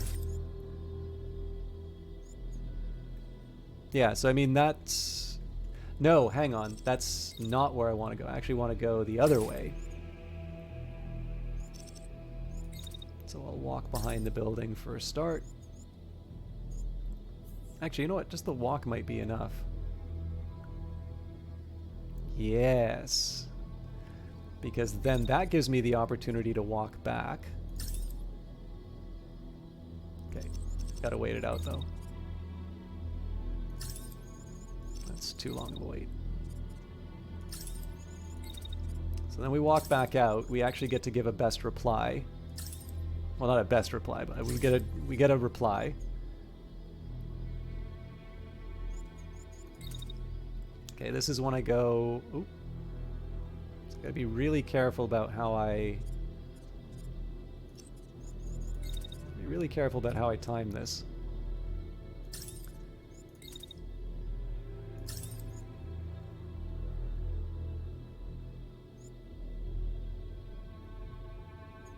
Okay, so I'm behind the building in time for that reply. Wait it out, and then I go as far to the left as I can. Okay. That also doesn't work.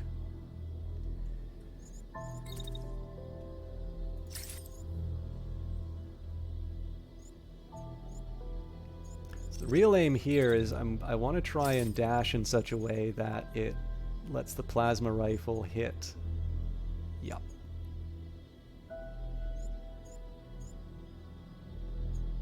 Nah, but see, if I do that, then that just lets them nail me on the... Okay. So then the problem with this is that I wind up hitting my own unit in the back. So what I'm going to do instead is I'm actually going to just jump back the other direction. Doesn't threaten anybody, and it gives me more options moving forward. Although it may mean that this unit turns around and starts trying to bully my other guys. So I am kind of hoping that we deliver some meaningful damage. Although I guess with the assault rifle, I don't have as much to fear.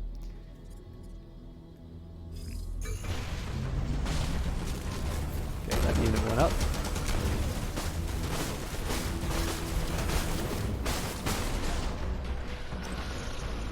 And it's right arms down. Okay, that's another pilot ejected. So it seems to me like we only have one more target.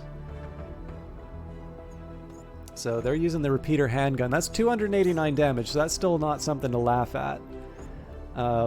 But we are definitely going to be so this is going to the kind of fight that we're going to be doing moving forward is considerably more conventional. So again, just trying to find good positions behind cover where I can. You know, this one I'm probably just going to have to take it on my shield. That's not great, but I can live with it, right?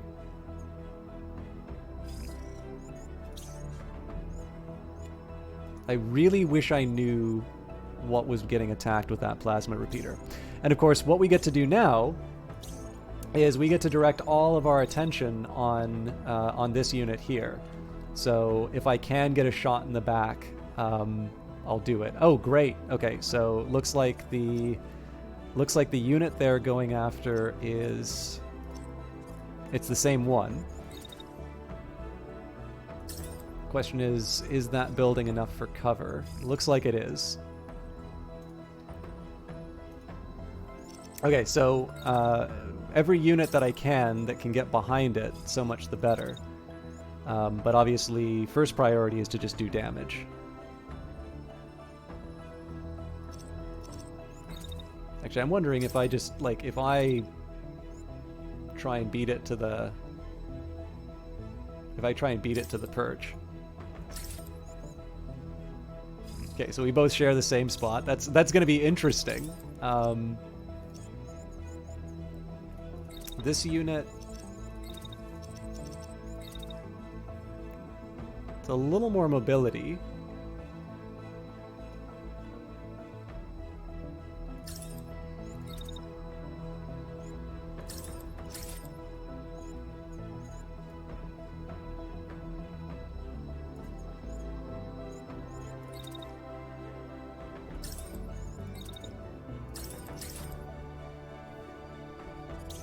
And then, of course, the Sleipnir, after being chased around the map, is going to have a little more freedom to do what it wants. Although, unfortunately, all of its allies are blocking its good shots. So, I might want to reconsider how I'm structuring this turn, but...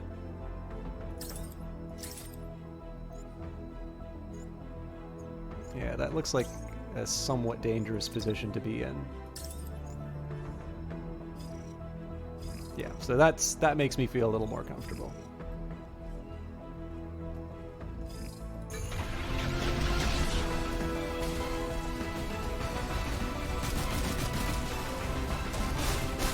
That shield's not going to be able to survive another one of those, so... Command of the base is circled around to the perimeter. We're ready to pick the squad up if needed. The enemy will hold the site if you do so. Well, I don't know. Do you think we're ready to escape? Almost took out its left arm. Okay, so it's doubling up the plasma on the... it's doubling up the plasma on this unit. So here's going to be the... I think we get to have the fun bit.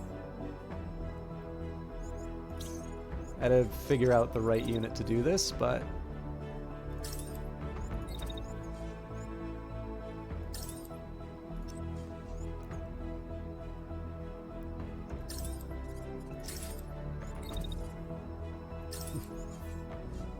Get out of here! So obviously I have a full strength shield to do that. And that's a weight 2 against a weight 3, so I don't see any reason why this should produce anything but a knockdown. And then what I'm going to do is I'm going to move off to the side.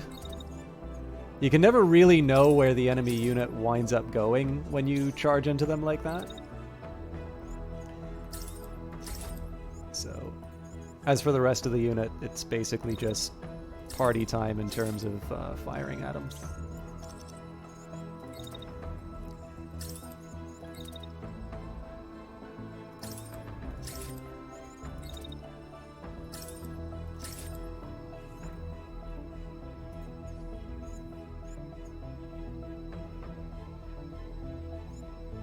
Just in case that doesn't work.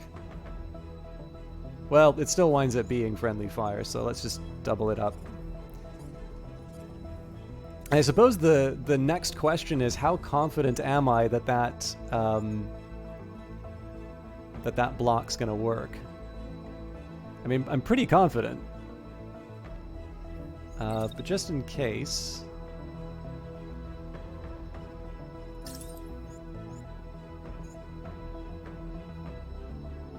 Okay, so... Safe, safe, safe, safe.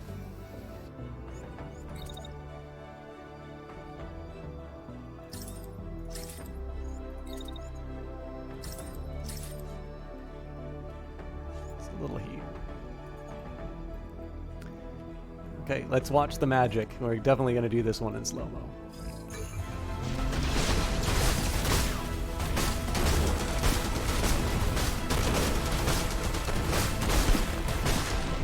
I don't know why this got knocked down, but obviously we made them miserable. Okay, so I gotta get out of the way of the beam and pretty quick. So, zip. Good news is, they really, really hate the Sleipnir.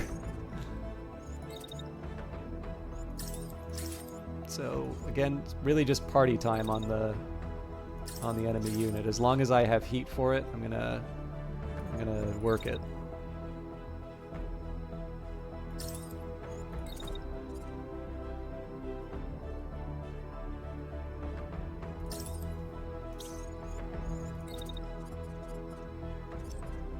So clearly we'll wait for the shots to finish.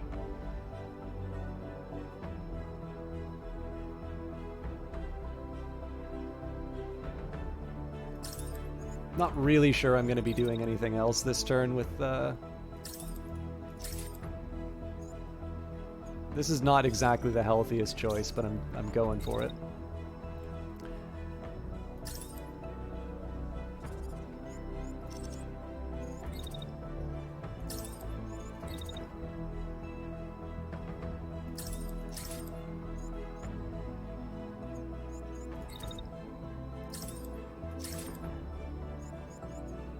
Yeah, and there's a little danger of friendly fire there, but right now, again, we want to try and deliver as much as we can in terms of just doing the damage. You know what?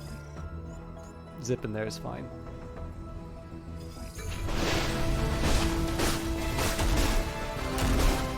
Alright, it's over.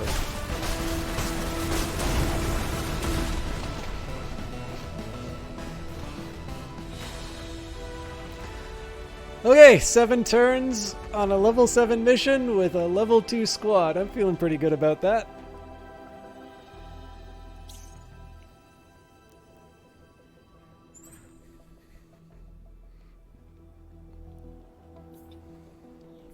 So, I mean, let's be honest here. Like, the correct answer for what do I want is everything.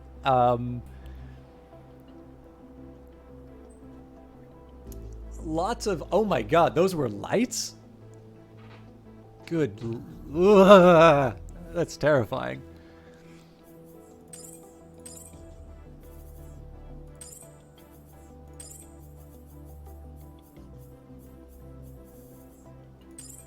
So I feel like a really good assault rifle is worth the points. I would like to take this shield, but then I need to think about what I give up for it. It is a gray, so yeah, I guess the question here is, like, if I want to get the scrap, what'll give me the most? So that's 20 to... Shotgun would probably be good too. But again, I'll focus on the rare stuff. So what does an upper give me? So 55. It's really hard to see how something can give me better than 55, but...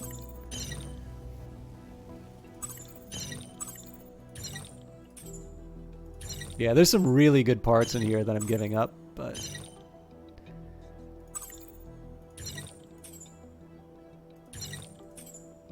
Now, the thing I didn't pay attention to, though, is this is destroyed, so I don't actually have the points for it. So I actually need to do this among the parts that are intact. So the stance is worth 20. The arrow arm is worth 2. Oh, there's 2 stances, actually. But again, they're gray, so I shouldn't be worrying about them. But yeah, they're both 34, it looks like. No, hang on. One is worth more than the other. I wonder why that is.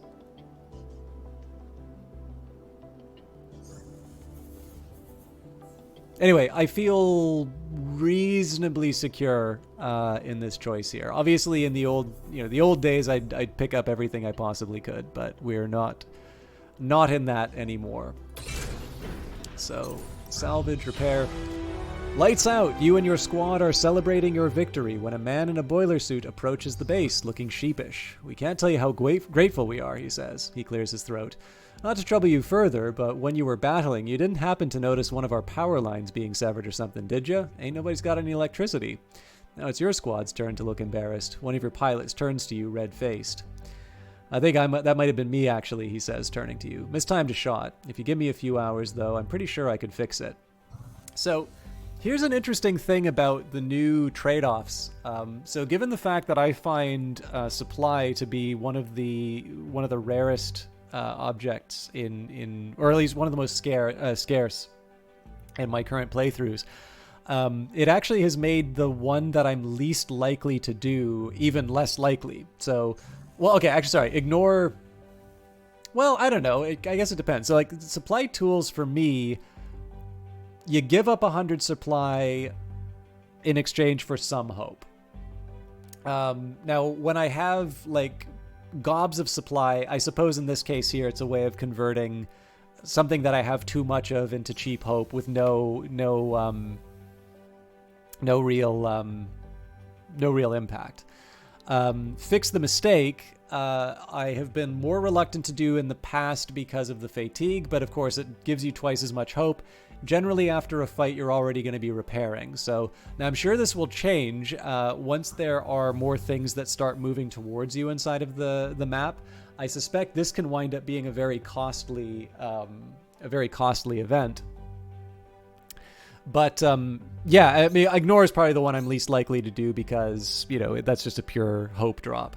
But yeah, supply tools, I definitely feel 100 supply is a lot to give up in exchange for just 5 hope. So in this case here, I'll take the 4 hours to repair. Now, I got a question for some of you. So we've got about 2 hours of streaming in. Would you like me to try resetting the stream so that we can maybe get some quality options for the rest of it? Or, I mean, I do notice there's a fairly reasonable number of people who are watching. And so with that in mind, like I'm happy to keep going, and just sort of accept that the quality options might be a barrier to some people watching. It'll definitely help me on the YouTube video to not have to break it up in more than one piece. But I figured that because we just finished this battle, we're probably in better shape than most to do that. So I'm going to move ahead, assuming that we don't. But failing that, we'll get another hour or so in, and we could say we've got a good day's streaming.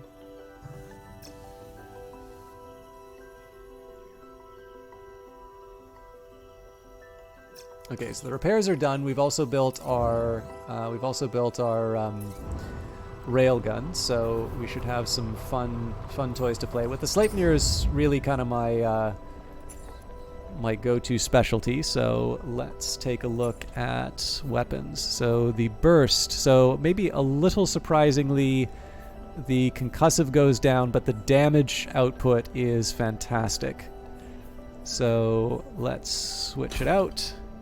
Quality seems fine. Thanks, Reborn TKH. The big challenge that I have with the quality options actually are I've kept them at the standard I normally do, but to keep it at 60 frames a second, I put the bit rate up to 6,000. And normally, so basically, the reason why Twitch justifies taking half of the subscription money. So before the affiliate program, people would donate money, and the streamers would get either 100% of it or 100% minus whatever the PayPal processing fees were. And obviously Twitch wants to make as much as it can, and they said, okay, well, we're going to do the affiliate program. You're not a partner, but you get a subscription button, and it'll make you feel special. I did not actually want to join the affiliate program, but one of the reasons why I did was that it would give you quality options, and they have a little clause in there which says, if it's available. And of course it's all Amazon Web Services. Of course it's available. They just don't want to give it.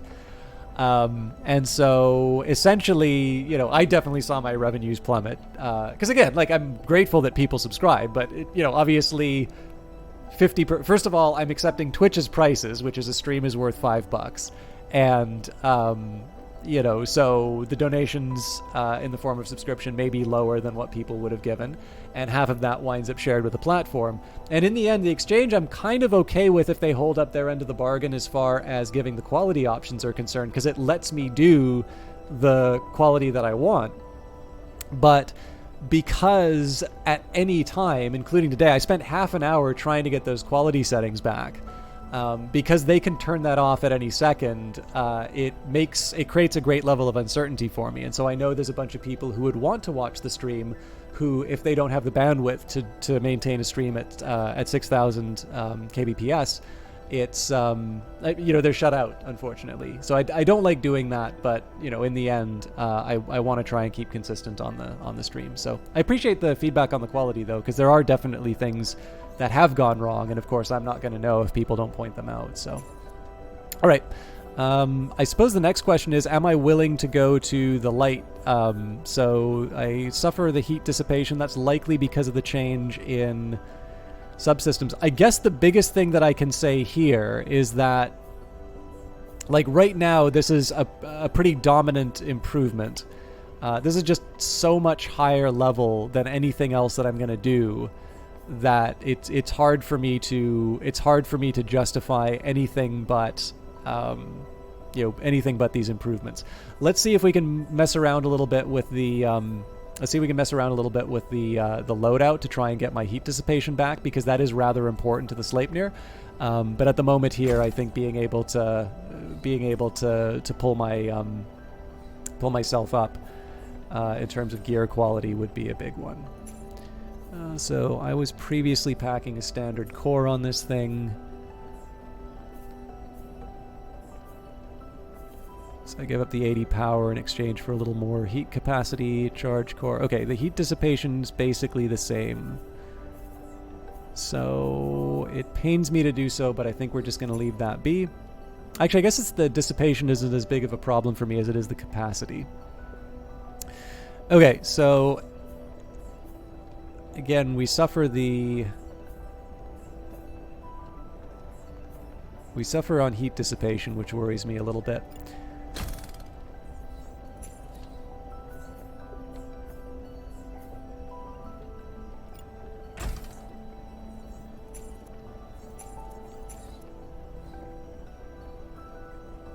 So I'm just gonna adjust the livery a little bit. Left arm, I think we're already... Oh, cool. So I can give it the Nox. Again, we gotta mess around with the livery a bit.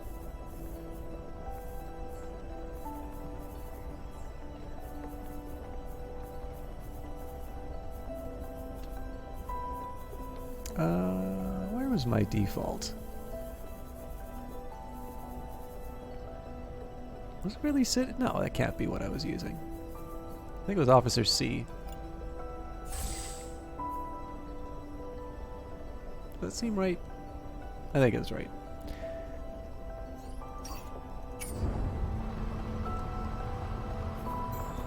Okay, so then the next question is, who do I want to, who do I really want to mess around with,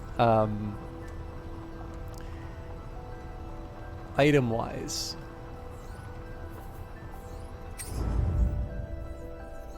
So for starters, let's take a look at the weapons.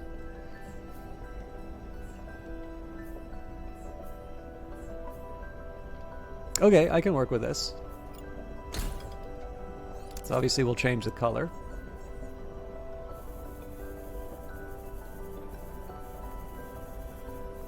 I think it was mid-yellow I was using.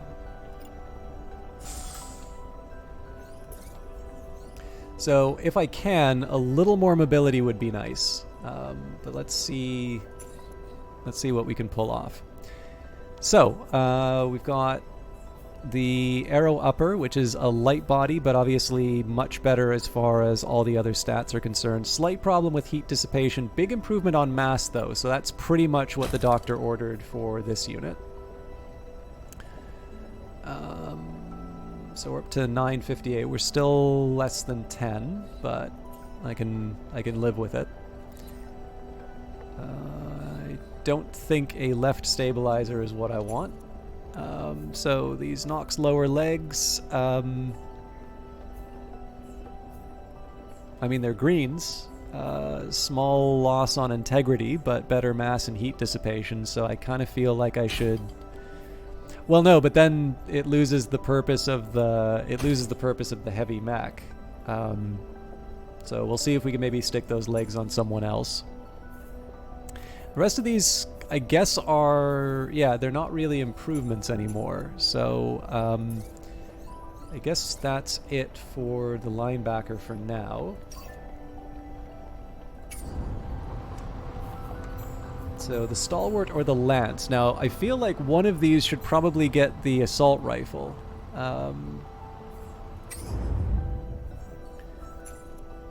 So Lance has been working with the auto shotgun, which has... So this thing seems to have a really long... Now, actually, I should probably understand optimal interval a little bit better. Oh, man, the damage difference is huge, though. Yeah, I don't think I can afford to do that.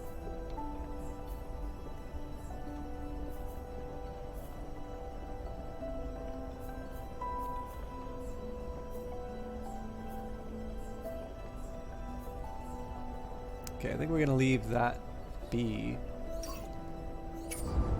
So the Stalwart.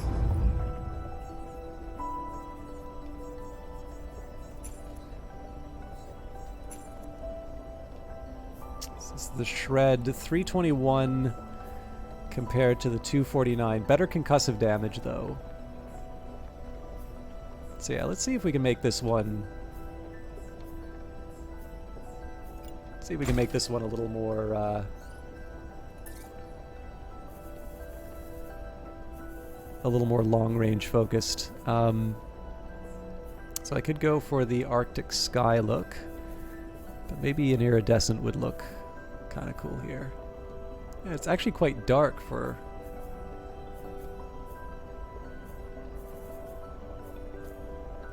So maybe we'll go for the cyan just to make it pop.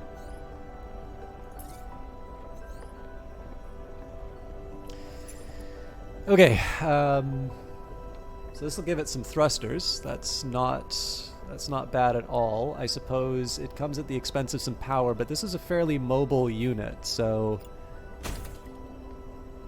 I think I can live with that. If I give it the heavy, actually has lower integrity, so maybe we don't do that. Lower body, currently it's rocking the Elbrus lowers. This is a strict improvement, so I mean, this is all hand-me-downs, but I don't think any of these are going to really improve things. Okay, some of these are improvements. Right, so this was a Nox arm that was actually quite light. So we'll live with that. Didn't get any new shields, and we were going to give up. So this is going to be, again, we've got a little bit less as far as shotguns are concerned in the team, but we're trying, or basically right now we're trying some different loadouts. Now I do have some spare weapons right now, so let's just take a look at right items.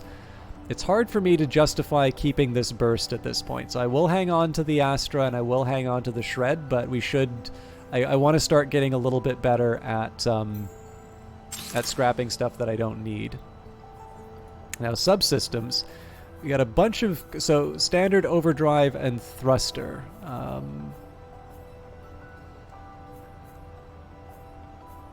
We got a bunch of charge cores. I'm gonna hang on to these for the time being, but these are high on the list of parts to get rid of.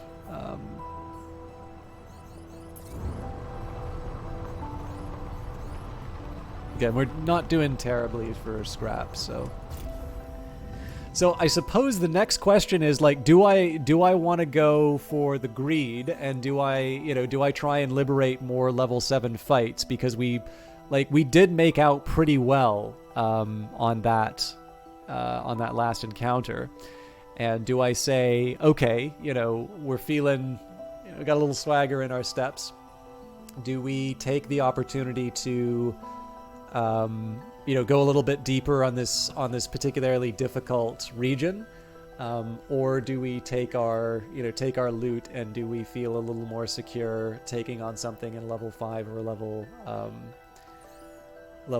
2? I think this one should be relatively easy. So small settlement, eliminating any occupying hostile units will free the civilians and increase hope. So this seems more manageable than the logging site. The warehouse complex might be another story, but I think for now, let's try and push our advantage, or push our luck, depending on how you want to read it. Power move. Your pilot roped the rest of the squad in to help, and they carefully reconnect the power lines. After a few grueling hours, the sound of electricity whirring back to life reaches them. The man who reported the problem comes out of his house looking very pleased indeed. Thank you, he says. It would have been a lot harder for us to fix without those mech suits. It was our fault. It was only right that we fixed it, your pilot says. We'll be singing the brigade's praises, that's for sure, he says, and hands you some bottles of cold beverages. These are a small token of our appreciation. Your crew, frazzled but triumphant from their electrical work, are more than happy to take them. There's a couple of interesting... So I don't think this is like a conscious decision. I don't think this is even necessarily a mistake. What I find really interesting about this game is that when you think about how it might be rated, obviously the themes are pretty dark, and the opening cinematic definitely shows you some pretty grim images of an occupying force, locking people up, people sort of ratting out their neighbors. So it's not like this is, it's not a like there's no problems kind of a game. But you'd think, like, when it comes to mechs and fighting, like, there's no human enemies on the ground that you, like, stomp. There's no there's no really catastrophic violence or anything like that. So you'd sort of think that this would go for sort of a lower rating. And then, of course, even little things here, right? So if you say, and hands you bottles of beer, well, I don't know what it takes to get that ESRB rating, but it would be like, references to alcohol inside of it. So it's cold beverages. If you like beer, you'll think beer. If you think, you like Coca-Cola, you'll think Coca-Cola. The stream brought to you by Coke. No, there's no sponsorship. The thing that's kind of funny, though, is if you watch the opening, tutorial, they let a 4-letter word out, which kind of catches me by surprise because so much of it is otherwise the sort of thing that you would see. It's like, yeah, kind of anybody can play this game other than the fact that you're dealing with an occupation force. So I wonder if that's going to change. I mean, I didn't go for the smelling salts as soon as I heard it. I was just a little surprised because so much of this otherwise sort of passes the kind of the bar for let your younger cousins play the game or something.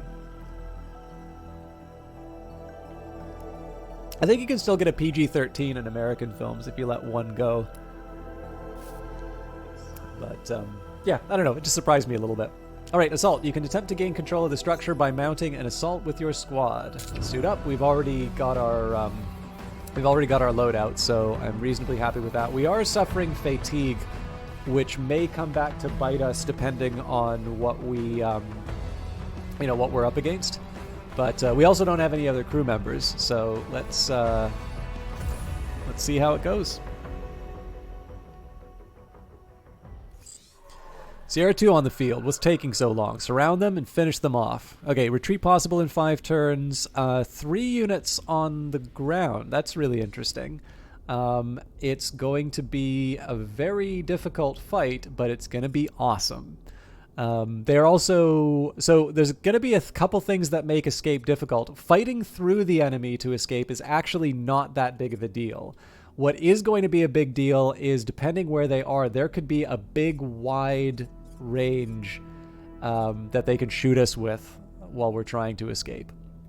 So that's something I'm going to want to keep an eye out for. Now, they got this. This is a really slick-looking squad, by the way. So they've got, I believe this is the Vulcan. Yeah, this is Vulcan Heavy. So this thing is going to ruin all of our cover, and it's going to ruin our day. A full volley will do 1,170 damage. There's a heavy machine gun, so that's also going to rip apart cover. That thing's going to do 900 damage on its own. And there's another heavy machine gun. That thing is going to do also 900 damage. So in one sense, we're kind of laughing, and in another sense, we're crying, because we outnumber them. We should be able to pick them off, and they're actually, if we can take out their right arms, or in the case of this unit, if we can take out any arm, we are going to, we're going to achieve everything we could possibly want on this level. And the challenge is that if I'm not careful, if we get caught out, the movements I'm going to be making are not just going to be about my current turn. I need to think about how I get units to cover really quickly. There is one small saving grace, though. And that's going to concern itself with how I move my units. So, for instance, take this unit, try and get it, if I can, to... All right. So I'm actually going to adjust, this plan completely. If I can get it so that it hits its ally in the back...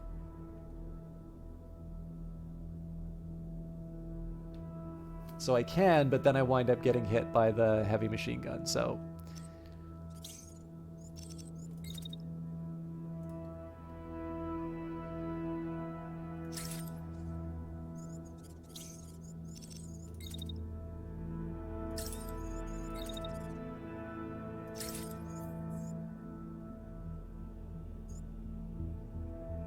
That doesn't work for me. Okay, so we're gonna jump around the edge.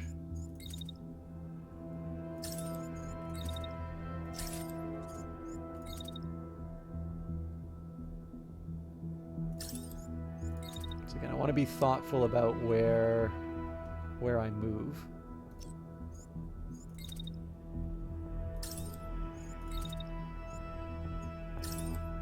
And I'll be honest, I'm not crazy about the fact that I'm starting this attack so late, but I do know I'm going to be able to go behind the... I do know I'm going to be able to move behind the house. Okay. So here I need to get out of the danger zone as soon as possible. It is entirely possible that I'm also that I'm not going to be able to... the house may not survive the whole focus. This is the one with the railgun. Okay, so the Vulcan is going to be focusing on me here.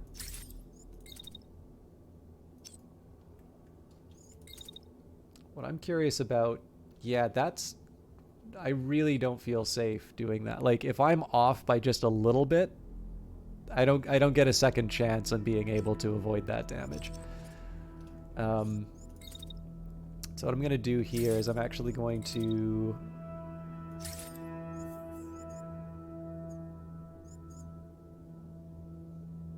Okay, that actually works pretty well for me.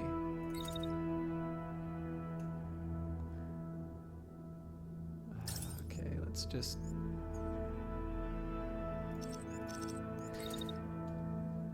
All right, I got to be a little more clever than that.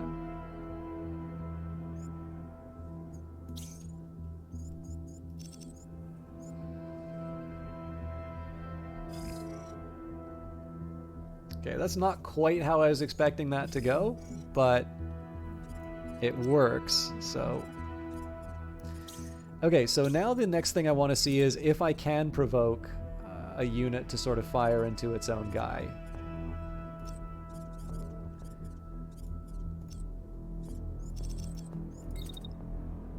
So if I move here... Seems to me like they wind up like hitting each other in the back. So maybe what I'll do here is I'll keep my shield up.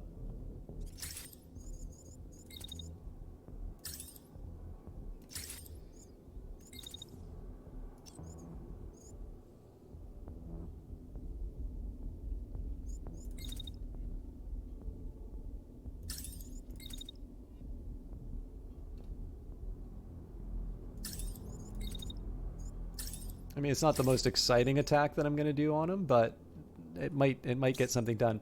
The good news here is that the Sleipnir is actually able to have some fun. One other thing that I might try. What's the? I guess I don't get to see what the movement penalty is on this thing. So I'm trying to see if there's an opportunity for. I guess my best opportunity would be here.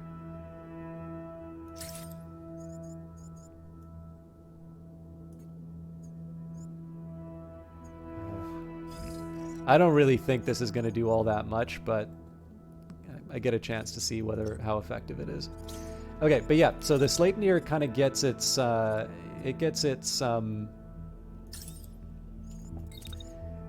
opportunity to sort of do whatever it wants. So in this case, it's just going to be to throw out as many shots as it can on the bad guys. And I feel a little bit bad about overheating it. But I do need to move it to a position of safety after. Actually, yeah, if I'm going to move it to a position of safety, then it gets 2 and I don't worry about. Okay, and as always, I don't plan properly.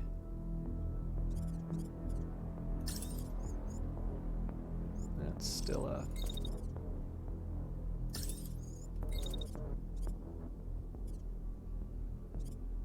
So where it starts isn't really that big of a deal. I just want to make sure by the end I'm by some cover in case they decide to focus on my my main units. Okay.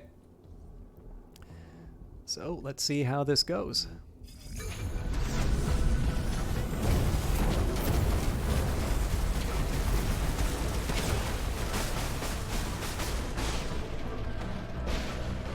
Okay, lots of concussive damage on this unit. So first thing I want to focus on is, all right, so this unit's totally untouched. That's going to mean I make my move and I just continue bullying the crap out of this unit.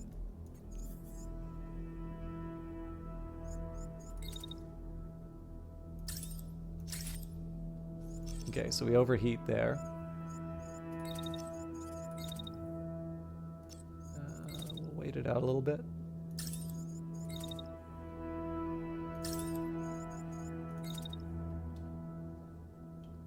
I'm going to set myself up for the next turn. Now, this unit's got to continue... this unit's going to have a little...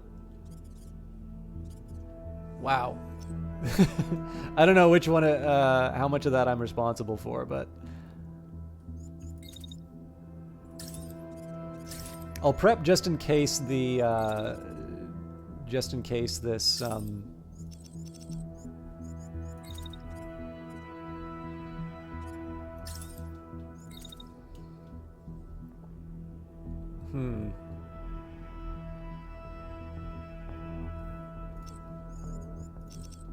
Okay, so if I wait it out and I go on the roof of a building,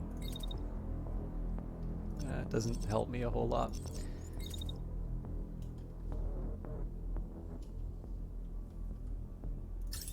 Okay, so if I move around the edge like this, we're fine. Jump ahead.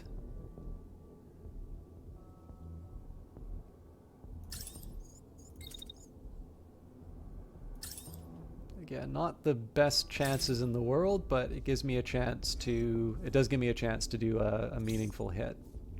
Okay. So, everybody's ganging up on this unit. First best is if I can get some friendly fire. Second best is if I can get to safety.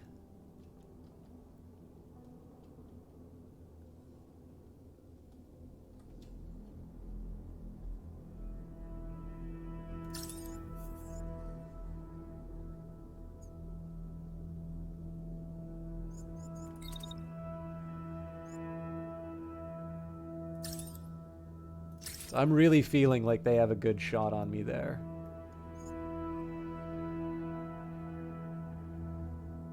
Yeah, you know what? I don't think that risk is worth it, but I do have some opportunities.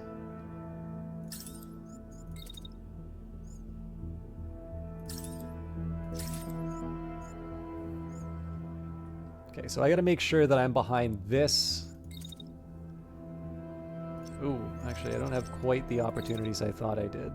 So that takes me half the turn to get there. Okay, well, you know what? Again, the opportunities... sorry, the percentages aren't great. But they're what I've got, so... So we wait this out.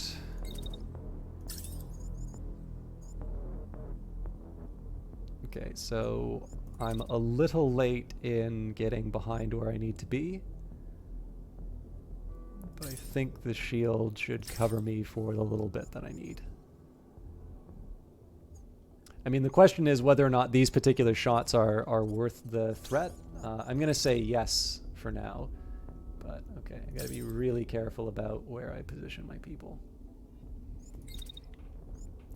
So...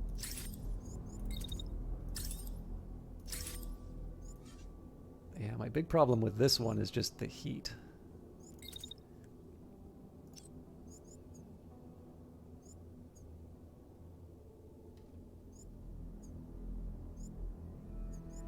Okay, so I'm going to wait this one out. I'm going to move...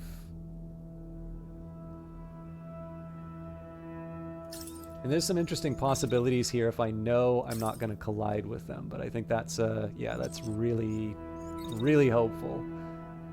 So So what I'll do instead, we'll see if we can get a sidearm shot in. I can't, so as an alternative, I just position myself for the next. That's going to be a terrible choice.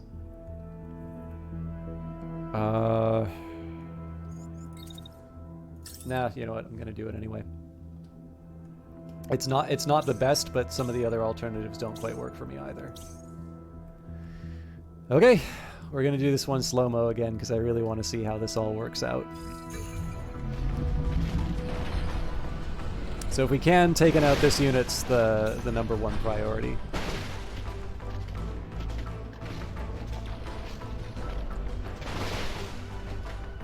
The problem is we've not really done that much damage to its arms. That was really the key to getting this thing out of the picture.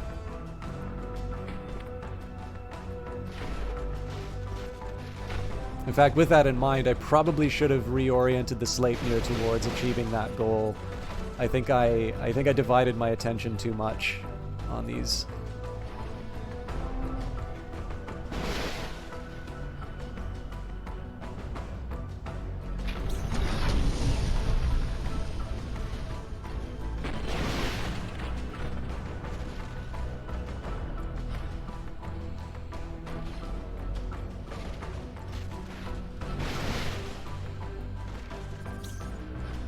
Well, it's almost got an arm down.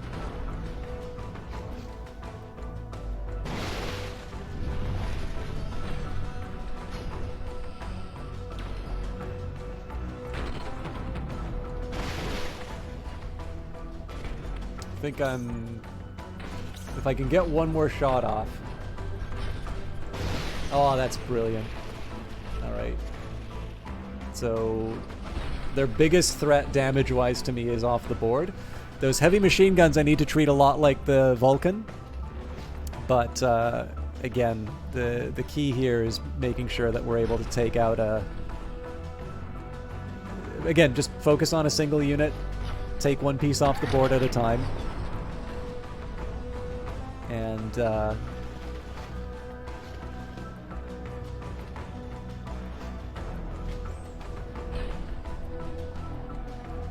try and respect. I mean, at this point, really, as long as I can keep my people reasonably safe, we're golden. So, this unit's not doing anything this round. That's fantastic.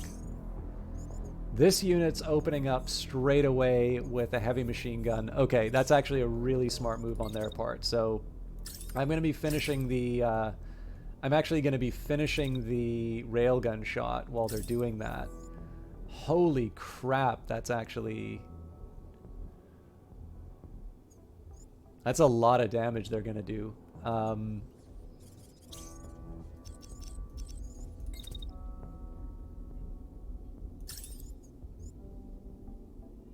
don't think there's a lot that I can do to stop that. So I suppose the next question here is... Okay, so I've got this period. That's heat damage. God, yeah, there's really no good options as far as this one's concerned. What's the optimal range on that? This is probably gonna cost me at least my shield.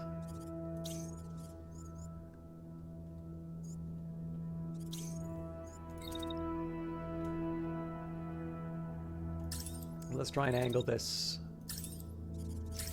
for maximum retaliation.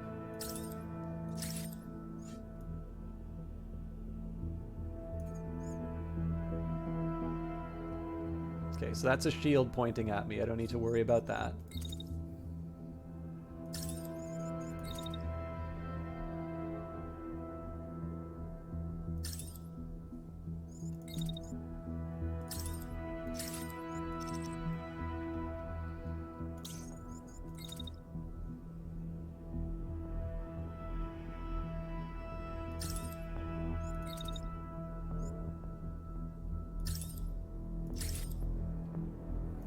So this is the unit that should be getting the attention.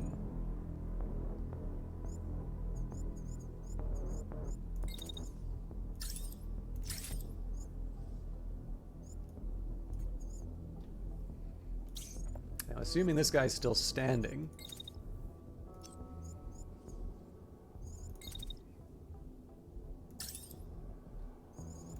I should probably learn my lesson from being out of position, so...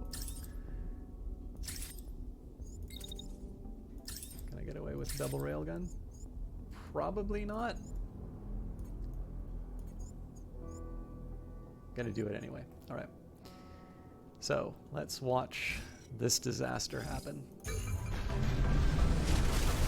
Oh, look at that shield go! Alright, we made it. Okay, that's beautiful. So that's another piece off the board. That's only one more heavy machine gun we need to contend with then. And the great news is that for the most part, all the scrap that we're going to be getting is intact. Okay, that does not spark joy. So let's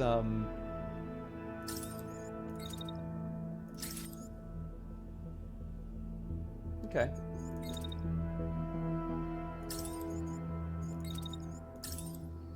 I'm not super convinced whether or not I'm not super convinced that we're going to avoid too much damage on this, but Foxtrot's pretty fresh, so we can afford to take a little bit of damage here. Break time, 50 minutes to catch up with Chalky and unpaint this corner you painted yourself into. Are you talking about chat-wise? Because chat-wise, I think you're fine, unless I'm supposed to be mad at you for something. Let me know if I'm supposed to be mad at you, and I will adjust my temperament accordingly. But right now, I'm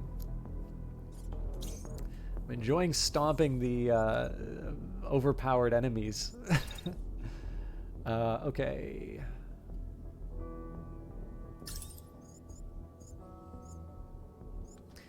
This is a little... I think this is a little too savory for me. So I'm actually going to go back behind this building. I'd love to drop a railgun on this guy again, but I'm not entirely convinced that I'm free from being targeted next turn.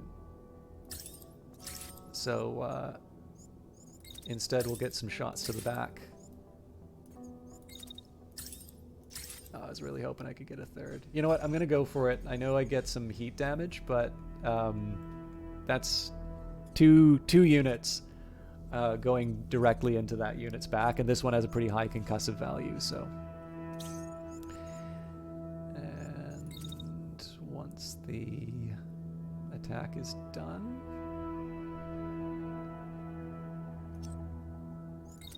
So can I just, like, walk it? Okay.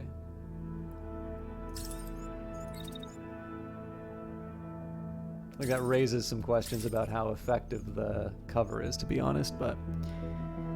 Oh, that's right! It was something related to a god, right? Good luck with that.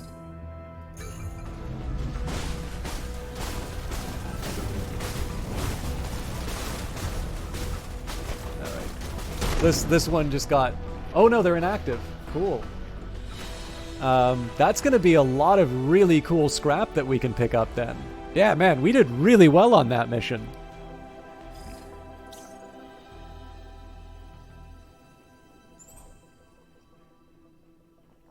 Oh, but the Vulcan got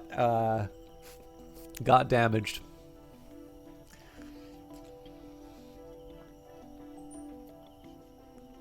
Okay. If I go heavy on the weapons, the Helga upper would be really good to have for the linebacker. But there is something really nice about having...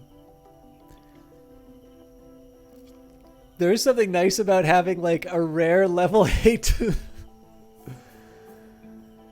Like, can you imagine rocking one of these things this early in the game?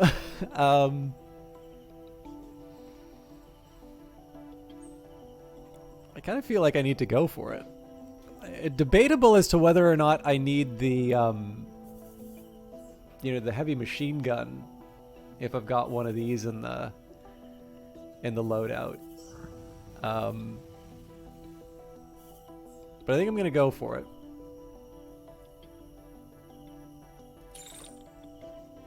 Oh, that's so much good scrap.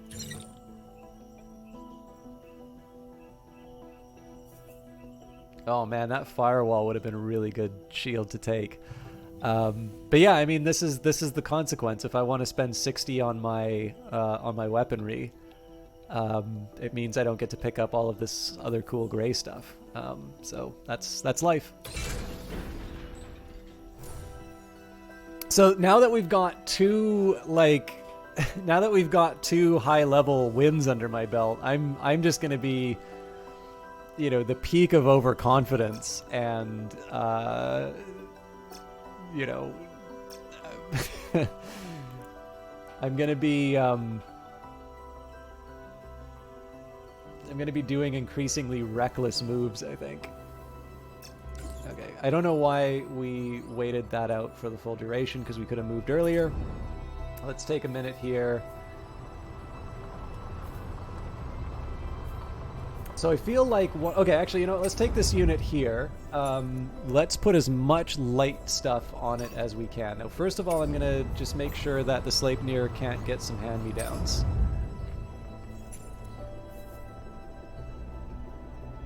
Heat dissipation. Actually,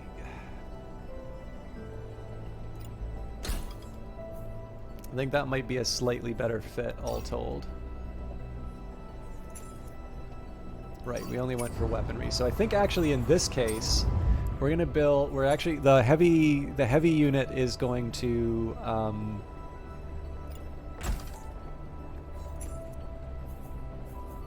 Oh wow, my lower leg options are pretty brutal.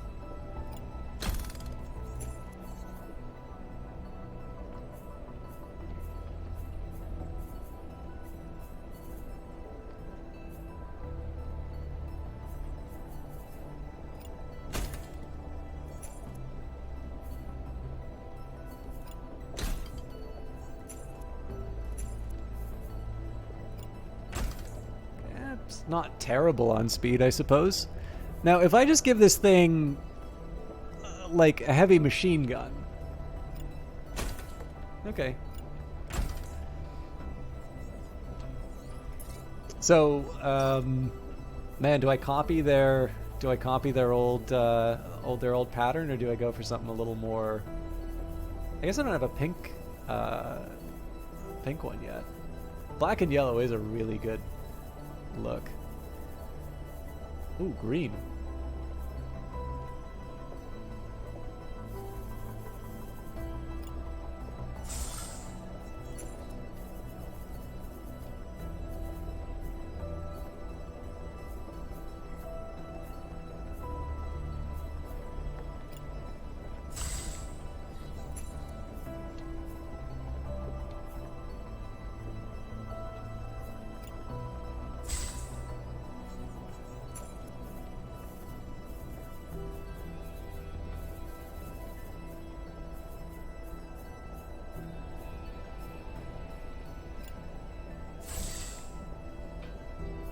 The closest thing I can make it look. Oh, that's shiny. All right, this is the closest thing I can make it look to like having flames painted on it. So,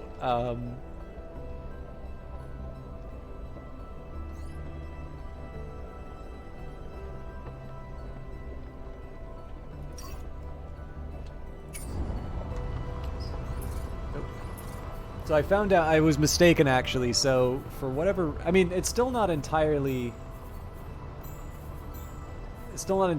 clear what caused it, but there were different reasons why I had some of the difference. Tea? Who drinks that?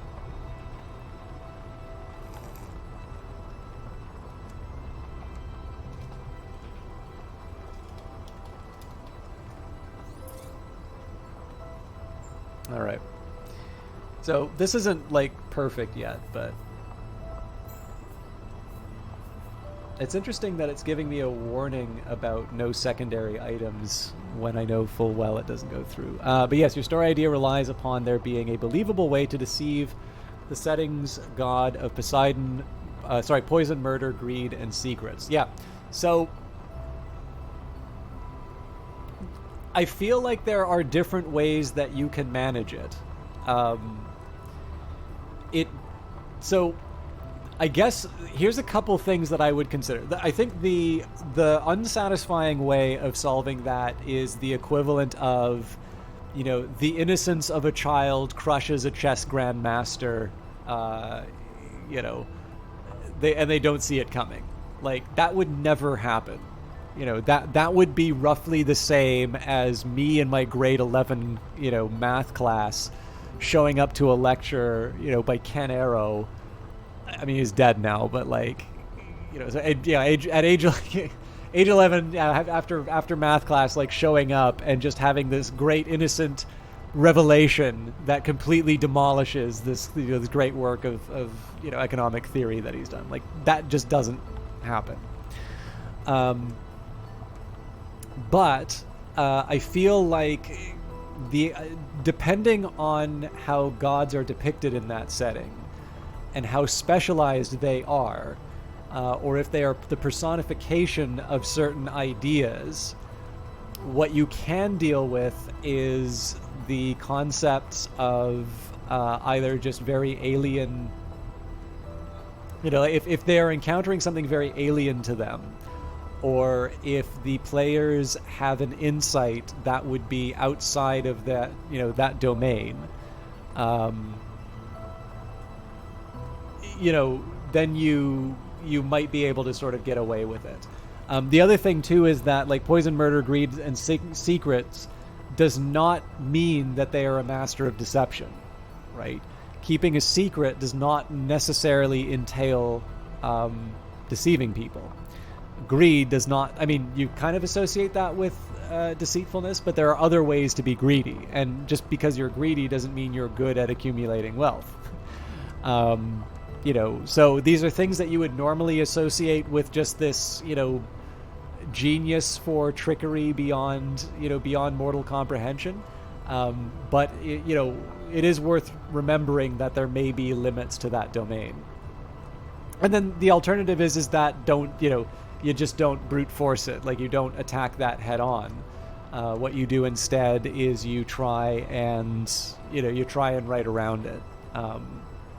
Or you can sometimes leave it to implication. Like, you know, Neil Stephenson writes The Baroque Cycle, in which Isaac Newton and Gottfried Leibniz, on top of, you know, like Robert Hooke and Christopher Wren and all of these, you know, great geniuses. Stevenson is not a genius, but the main character is someone of probably Stevenson-level intelligence who is able to look on these geniuses. And so, as a result, while you're never treated to the contents of Isaac Newton's head, you're able to see Isaac Newton through the eyes of his college roommate, who, you know, in this case, you get a believable portrayal of Isaac Newton, but you know, Neil Stephenson doesn't have to be the kind of, you know, intellect that could revolutionize physics in order to be able to demonstrate it in a credible way. I don't think that was helpful, but hopefully you're not feeling like it's a total lost cause. Okay, so I'm debating as to whether or not the linebacker or one of my shotgun units gets... You know what, let's take the stalwart. Let's change the stalwart's loadout to having the hurricane instead. So big hit to mass.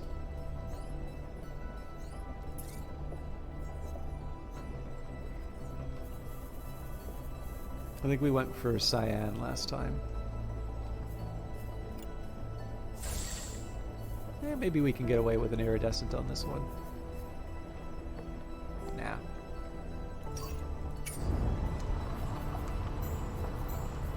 So I'm giving up some shotguns, but okay, the lance is actually looking the roughest parts wise, so.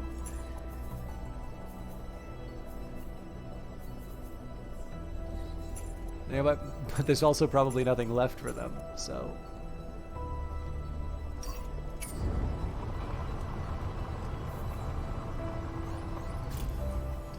Okay, I think we got time for one more battle, so.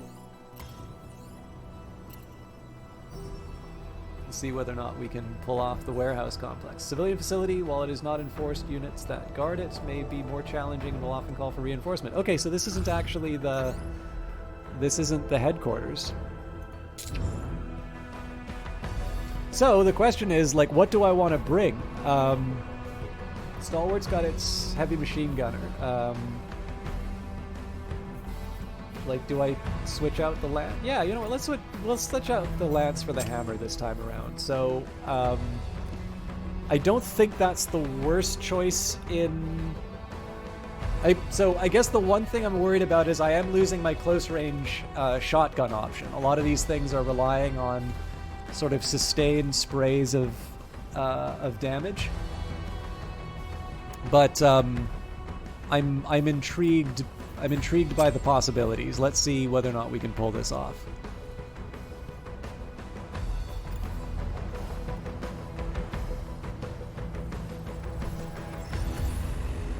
It does also rate it a little bit lower than some of the other encounters that we've had. So 4 contacts on the field, retreat possible in 5 turns. What a persistent bunch. Command won't commit any more drop squads to this site, so let's get this over with. Okay. So what are we up against here? We've got light machine gun with a shield, medium machine gun with a shield, beam, and launcher side. Okay, the launcher sidearm. Ooh. Yeah, I wasn't counting on... Ooh, okay. I was definitely not counting on having to dodge missiles. Because again, we're relatively fragile, so that sidearm can still do some serious damage to us. 246 in a full volley. Okay, so first question is, can people take us out? Right now, we are fully protected. Looks like a lot of attention's going to the Vulcan.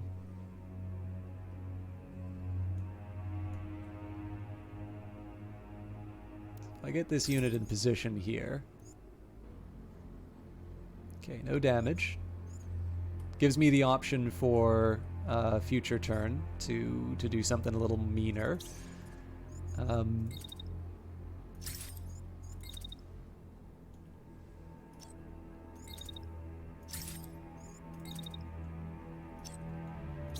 So I guess the one thing I'm learning about this is that I actually shouldn't fear close range. Nobody here has anything that... nobody really has anything here that that'll do too much damage to us in a close range situation.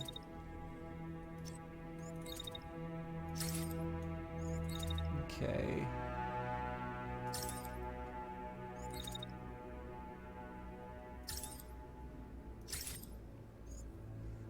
I don't feel great about it, but it's a start. I believe the Sleipnir is the one that's getting all the attention. Now, the good news about the Sleipnir is that they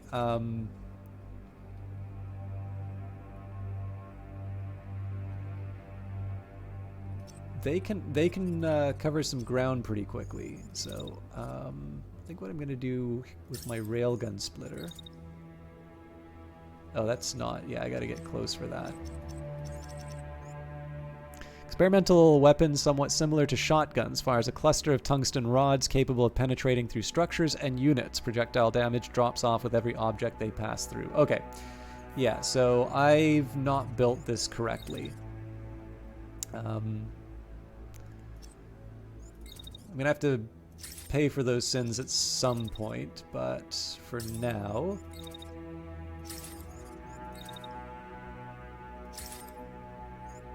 I'll work with what I've been given and prep for the next turn. Okay, so the Sleipnir, I'm actually just going to run around the corner. Okay, I'm not going to run around the corner that way. I'm going to run around the corner this way.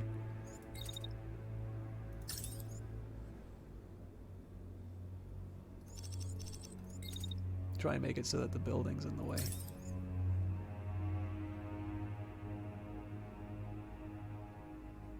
What I'm kind of hoping for here is that their fire doesn't go against the kind of cover I'm going to rely on in future. So let's see how this goes. I maybe should have taken a look to see if I had an opportunity to... Oh, yeah, there was some friendly fire. Alright, that should have... I feel like that should have done a lot more damage than it actually did. Okay, nobody's focusing on this guy, so as long as they have...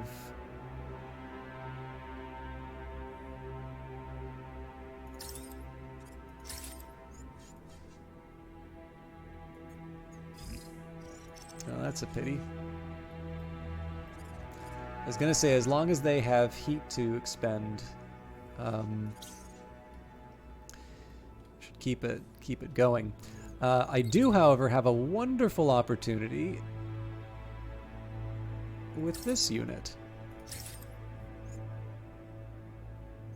Let's try and fire that up as soon... Holy crap, this thing causes heat damage right at the start. Okay, let's make it count then.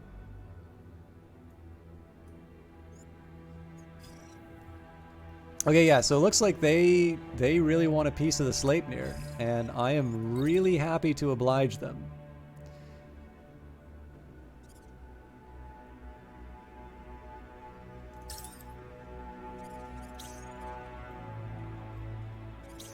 So with that in mind, let's wait. I think I'm going to wait it out with this unit.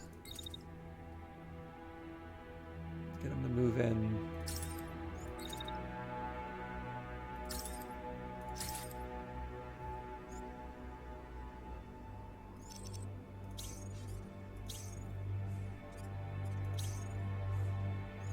Okay, so the beam is the better one for me to target in this case. Even if it means that there's a little while when it's wasted. And then, if I can, let's get the shotgun, or at least the approximation of the shotgun. That's going to be a hard shot to hit. The good news is it's a railgun.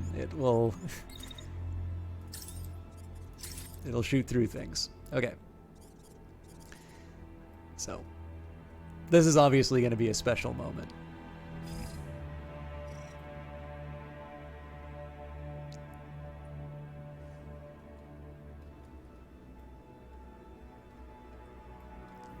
Try and get the perspective that'll show as much activity as possible, but...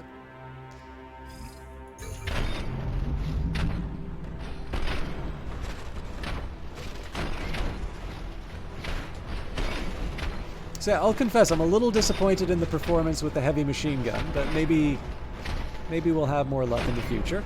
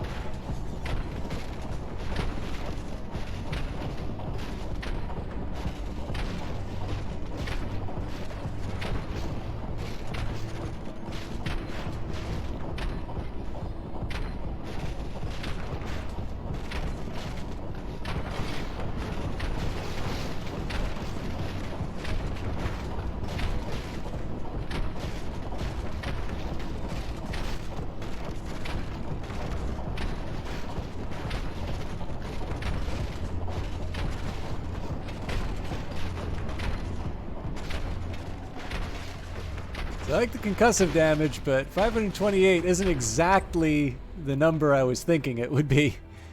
So what we got to do now is see like who's going to be attacking. What are they doing?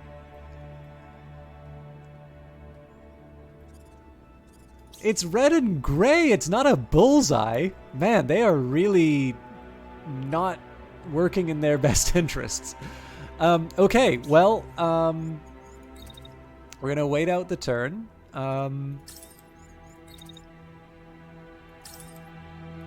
I will burn up.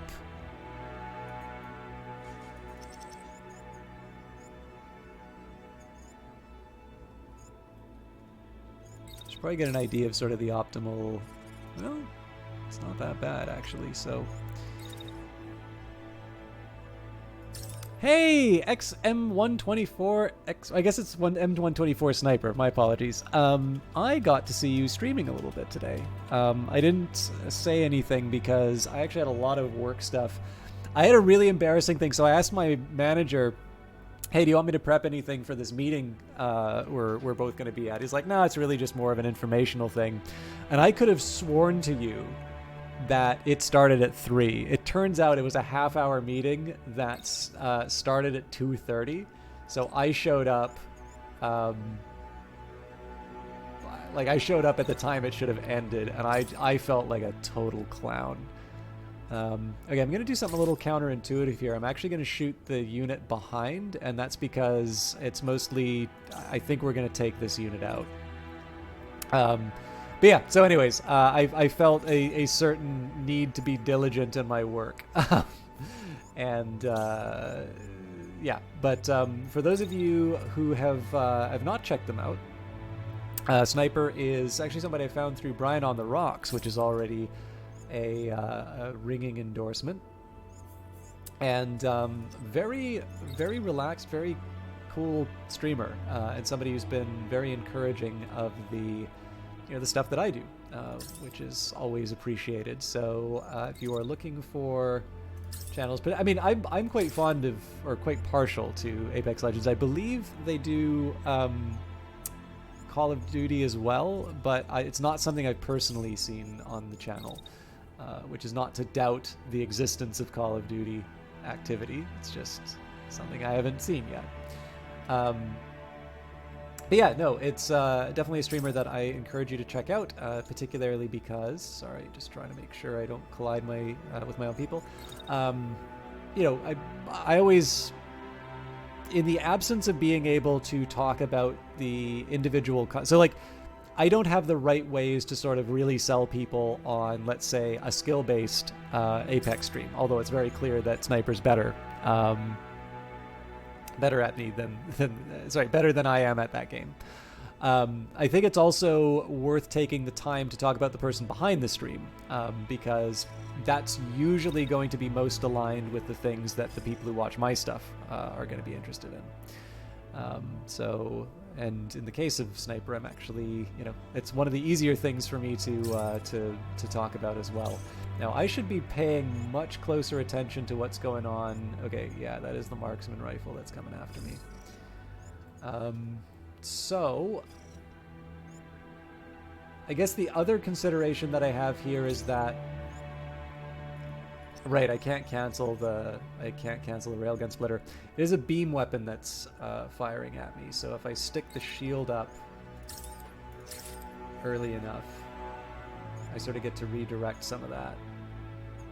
Yeah, that's fine. So then we go around the corner and boom.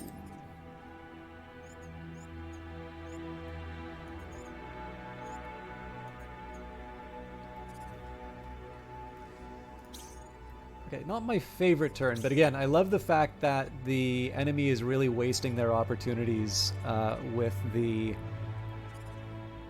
They're really wasting their opportunities by focusing on the Slate. Like, the Sleipnir hasn't actually done anything in this fight, but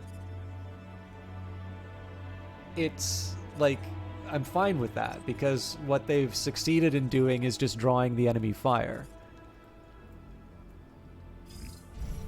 Oh, right, it's the Sleipnir that I was complaining about, right?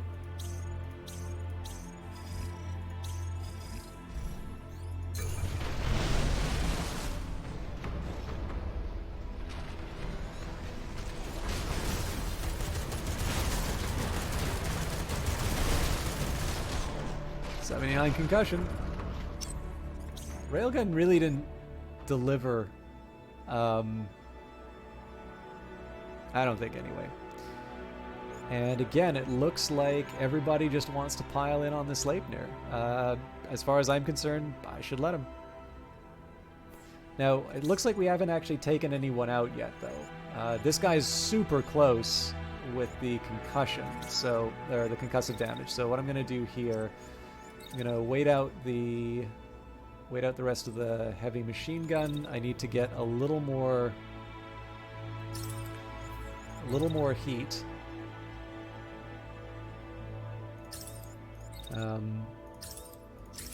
But I'm thinking, especially with their back turned to me, this should cover me for taking out that unit. I wonder if I can get away with, no. Well, no, if they're using the beam.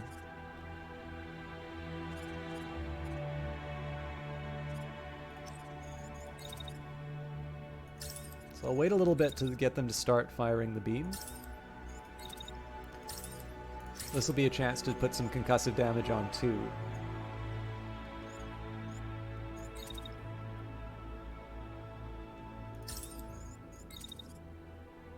And then I just go back to my little hiding place.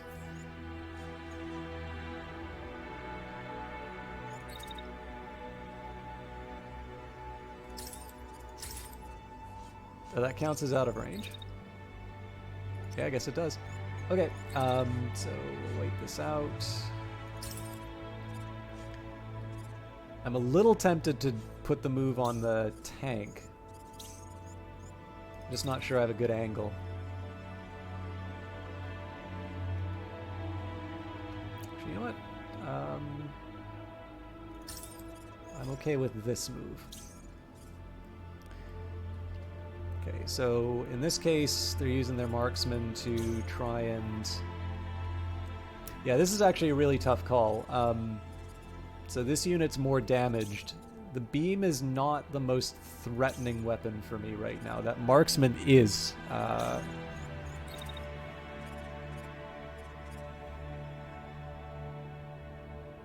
Okay, I'll split the difference. So one there. Oof. It's tough to maneuver. Actually, no, it's a lot easier to maneuver than I think.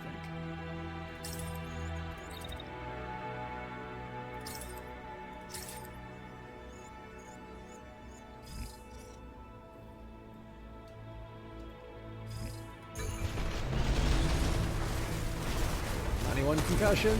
Yeah, there we go. Oh, and we blew him up.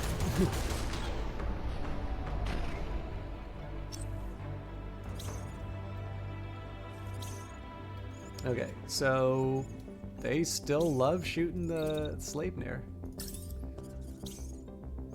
And that's great for me, because this unit likes staying still. I wonder why. Oh, because they're using machine gun. Okay, well. I have just the medicine for that kind of behavior. Man, a full okay, that's not going to be a full Vulcan, because obviously there's going to be the rest of the turn. But right in the back, that's going to be a thing of beauty. Okay, so here's what we're going to do. We're going to take the heavy machine gun, because we should get a decent angle on that unit when we need. Oh, but this unit's coming back to do its beam thing. Well, it's not like I have any other alternative options, so yes, we are going to focus on that, and I am now going to have to figure out the smartest way to avoid catastrophic beam damage. Okay, so here's what I'm going to do. Oh, actually...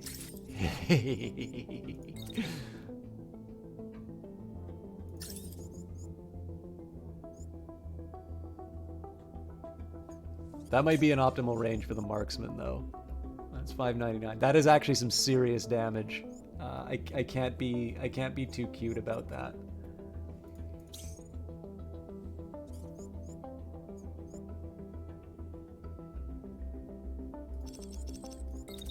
Okay, so if I just dash,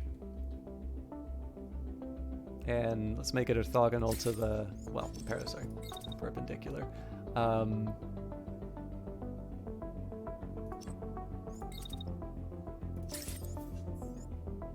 Okay, so I mid-dash while this is happening. So yes, I burn up, but I probably avoid most of the damage that I was going to take there. And I embrace my inner jerk. I smack him by running into him.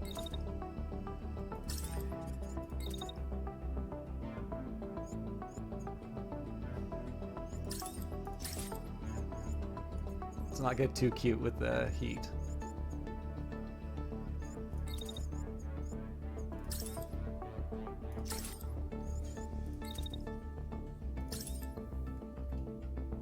Yeah, this could actually turn rather sour for me rather quickly.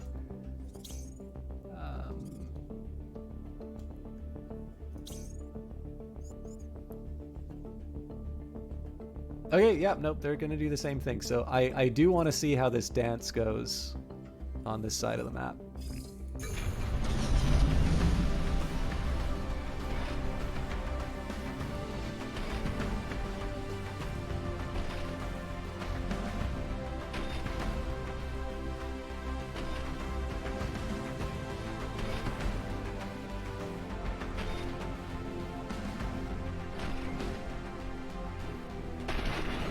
Too close to that beam. That's a lot of damage. I thought they went in a straight line. I miscalculated big time on this.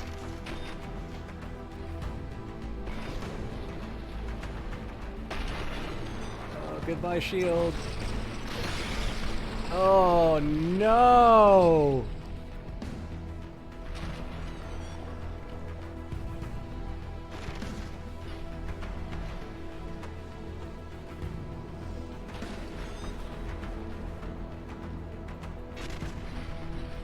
Oh, this is so bad. Polaris might die.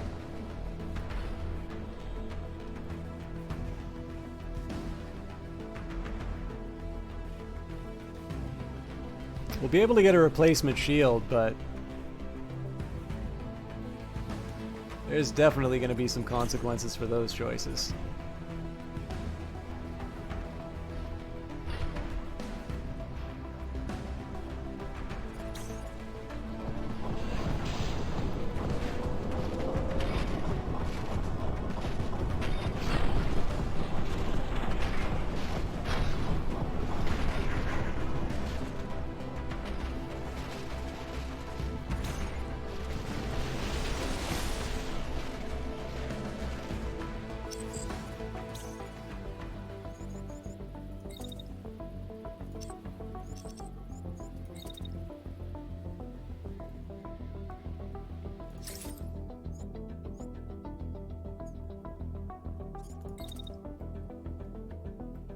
This is definitely a I'm sort of praying kind of a move. All right, this unit's ejecting. That's really good news for me. That unit's also gonna. Oh, it looks like they lost their. Okay, so we're still good. That got very scary for a little while.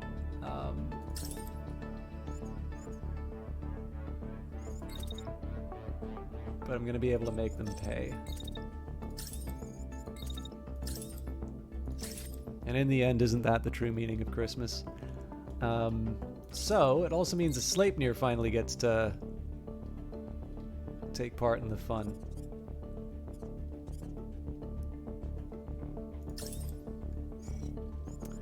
Let's not let their debut be smashing into a teammate.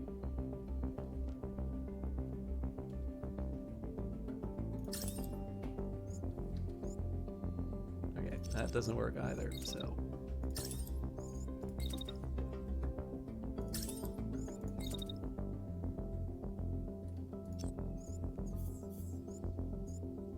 Okay, good.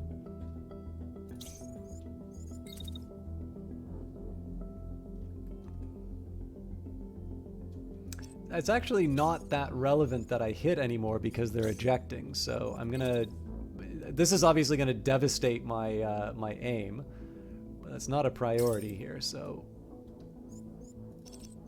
I'm assuming if I jump, it's a disaster. Yeah.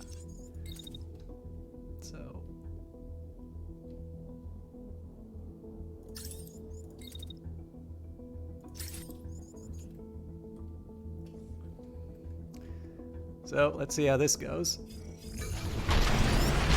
Oh, that's awesome.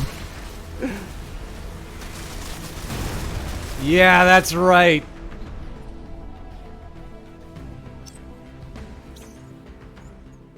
Yeah, they're gonna want their revenge now, but...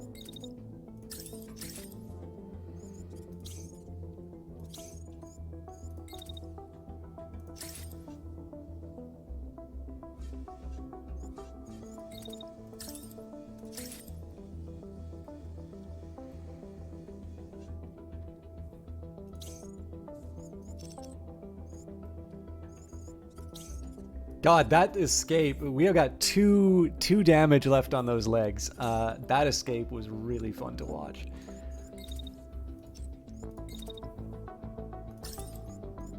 So because this tank is focused on the heavy machine gunner that was attacking them, I'm going to use it as the opportunity to do as much damage as I can with the assault rifle.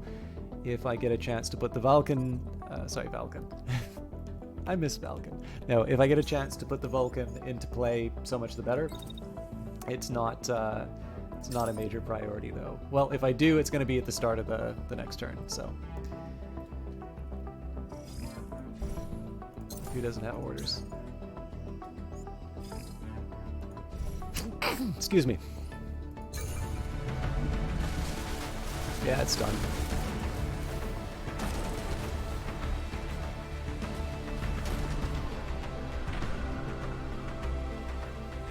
All right, all hostiles eliminated, site under control.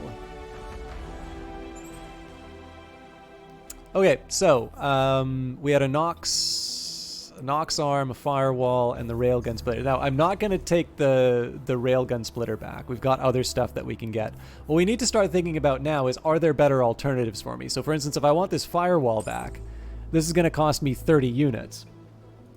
And it's going to be worth 400 in terms of integrity. Now we can compare that to the S4 tower. Oh, damn it, it's all barrier. Well, it still offers me more. This is the important thing. Like, the barrier still actually offers me more than the firewall does, so I should actually still want to take it. I guess the mass isn't quite what I would want, but it's not the end of the world. Okay, so it's a little bit different than what I thought it was going to be. It's a little different than what I thought it was going to be shield-wise, but so we'll get that. Now, I'm getting that because I need a pure replacement for the firewall that I lost. Likewise, I need to think about an arm, ideally a heavy arm. The Nox arm gives me 185 integrity. Not too worried about the stabilizer. It's also an integrity plus, so I shouldn't let that be too strict of a priority. But let's see what kind of arms we have on the list. Basically nothing. This is an attractive one though. So it's a gray one, but it's yeah, okay, interesting. So that's going to cost less to replace than the Nox arm, and while, so it's 185. I guess the one thing I'm losing here is the stabilizer.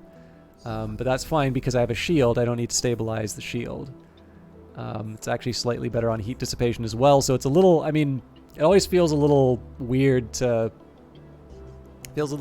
pick up a gray, but in this case, this gray actually winds up being superior to the rare that I was replacing. Okay, so there's a sharp marksman rifle. It's a gray. Well, okay, there's a lot of gray gear, but that doesn't mean that it's bad. The sun swarm might be interesting. So weapons-wise, the marksman rifle. Sun Swarm. Oh, sorry, the direct isn't Sun Swarm. Beam weapon is definitely a big question mark. Maybe I should just take the. Okay, so if I take the intact body parts, so we're up to 60. I can still take that Nox arm if I want. That brings me up to 95. So I'm not taking the railgun splitter because I can build another one, and again, it's a de facto shotgun, so the question is whether or not I think a 257 damage shotgun is really worth it.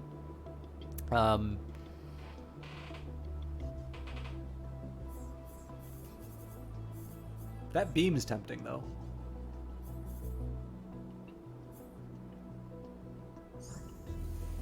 As is the marksman.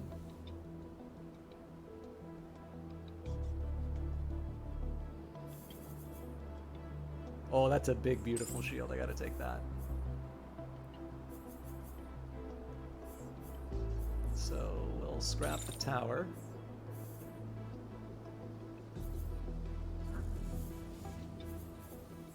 I mean, it gives me options.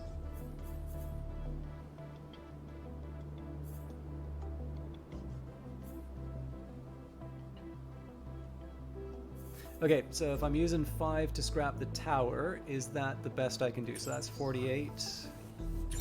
Okay, 55. I think 55 is my best.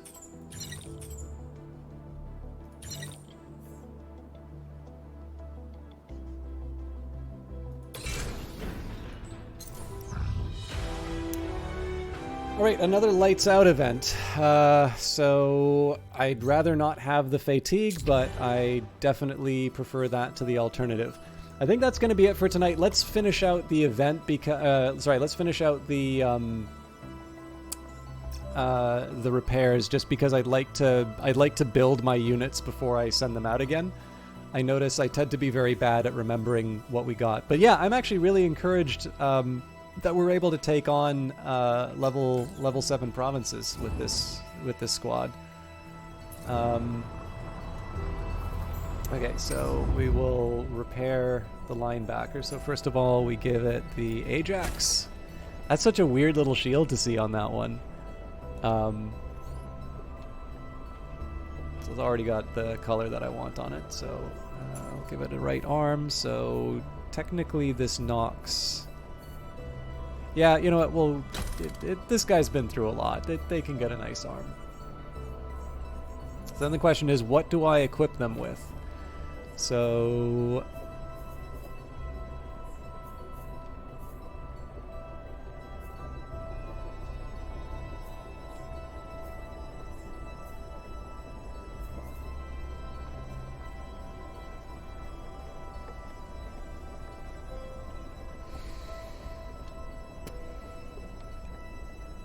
I'm intrigued by this.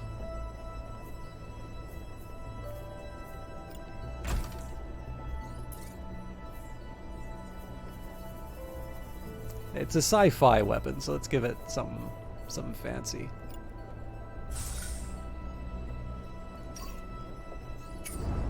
I'm not 100% sure that's the right choice there, but I'm gonna run with it.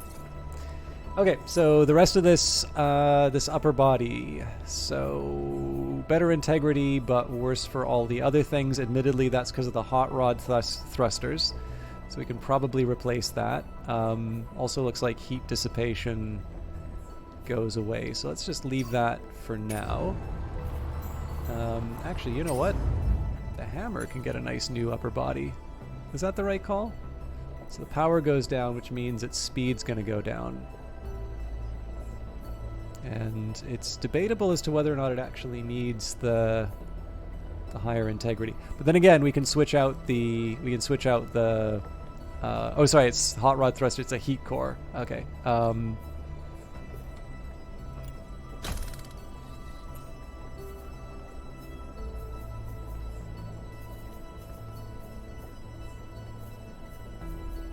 So literally any one of these other cores is going to... Sorry, that's not true. Most of the other cores are going to have more... So I give... Really? I'm going to put a standard on it? So we give it a launch core. It's up to 750. If I give it a standard core... Okay. Not crazy about the reduction in speed, but... Oh. Some nice light legs. Okay, yeah, that's back to being presentable.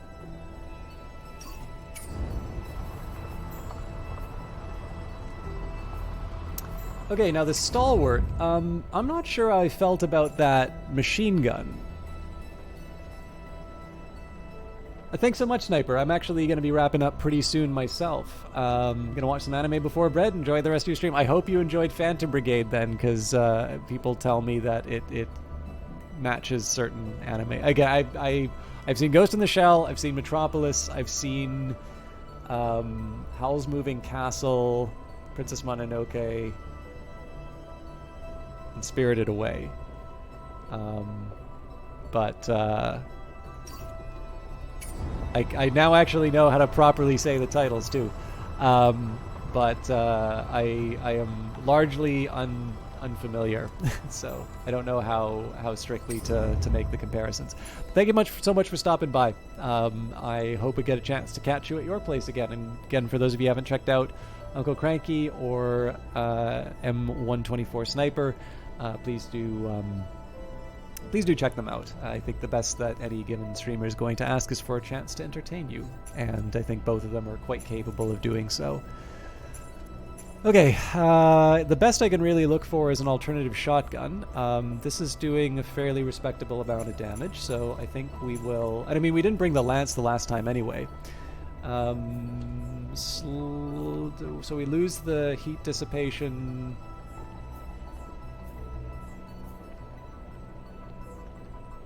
but we might be able to get it back. It's really hard for me to see how this arrow upper isn't an improvement. Okay, so an overdrive core. That's really fast now. So if we give it a heat instead, it goes down to 14. But how much you want to bet? Okay, slight improvement to power. Everything else looks pretty good. So I can live with those changes. We're going to do one last check on my existing units because I got 5 I'm taking care of. So the Sleipnir, absolutely no improvements there. Lower body, it's all grays. In fact, I probably should be willing to scrap those lower body. Well, I don't know. I'm really messing around with my inventory right now, so I think it's fair to say we will leave this be. Lance definitely got an improvement there. Actually, if it's all grays, I kind of know I'm not going to be making any other changes unless it's... well, no, even then I would have rejected the stuff before on this unit, so...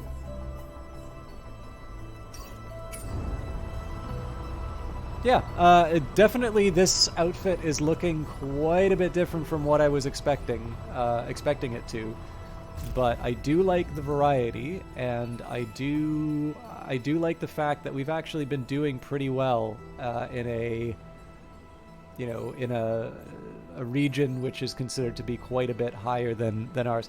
Maybe when we come back to Phantom Brigade in future, we might even try doing Izdagot, because presumably once we finish Balakin, we'll be a little bit stronger, and so the jump from like level 1 to level 7, or I guess maybe I'll just take consider the different. Oh yeah, no, we'll say level 1 to level 7, so that's like a 6. Yeah, it's a 6 level difference. In this case, a 3 level difference shouldn't be as catastrophic. Now again, I suppose it depends how much on how much I'm able to. How much stuff I'm able to loot, because I am still acting in such a way that I can't afford a hit. Like, we saw what happened when I got caught out with my linebacker. But once I have that factor in mind, I can build my turns accordingly, and try and make the most of it. So yeah, I don't know. We'll see. But I'm intrigued by this new approach of like trying to go for the really big jumps. Actually, so in theory, yeah, if we go from Izdagot to Midball, that's an even higher jump than the other one. So The big thing here is I just want to try and make sure that I don't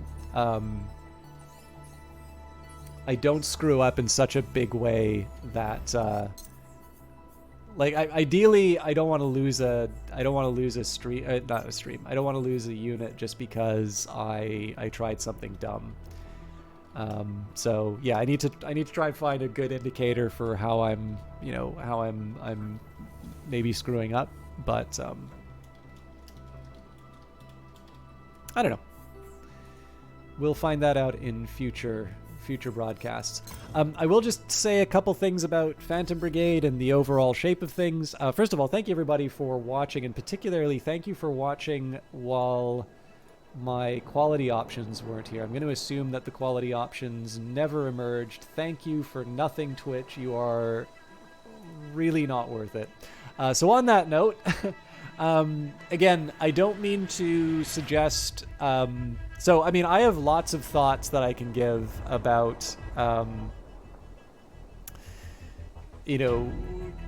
boycotts and whatnot, but I have decided that, at the very least, so that I'm not communicating that I am indifferent to people's complaints with the hate raids, I have decided that I will not stream on September 1st while, people are doing that. So... if you're wondering where I am next week, that's because I'm not gonna. I don't want to just say it's like, yeah, screw you guys. I want to stream. What I will try and do is maybe make up on like a Thursday with another broadcast. I need to figure out what I'm doing with that, but I'll let you know as soon as I figured that out. It's also worth remembering that the local Game Dev Collective is hosting their meetup on the second Wednesday of every month, so it's possible there will be 2 Wednesdays in a row when I don't stream something. So I've not quit streaming. It just happens to be that there are a couple of events that might be stopping me from running through. As far as the rest of the setup is concerned, though, Friday is usually Wolfenstein, so we'll probably do some more of that. Monday, I did enjoy a little bit of a break from Stellaris, but we did also finish the Industries of Titan game, so I might jump back into Stellaris again. We'll see where it goes. Normally I've done strategy on that day, so I would feel a little weird doing Boyfriend Dungeon then, but we'll see. And then, yeah, I believe we're due for a new Industries of Titan patch before too long as well. So whenever that happens, we will jump in and see how it all goes. But I need to find somebody to host. There's a lot of really good people online tonight, but I don't always get a chance to host in Telegame. So they're playing a game called Garden Story, which I'm actually not that familiar with. So I feel like they are a decent person to stop by. It's actually somebody I found through Victoria Tran, or the V-Tran, former community manager for Kit Fox Games.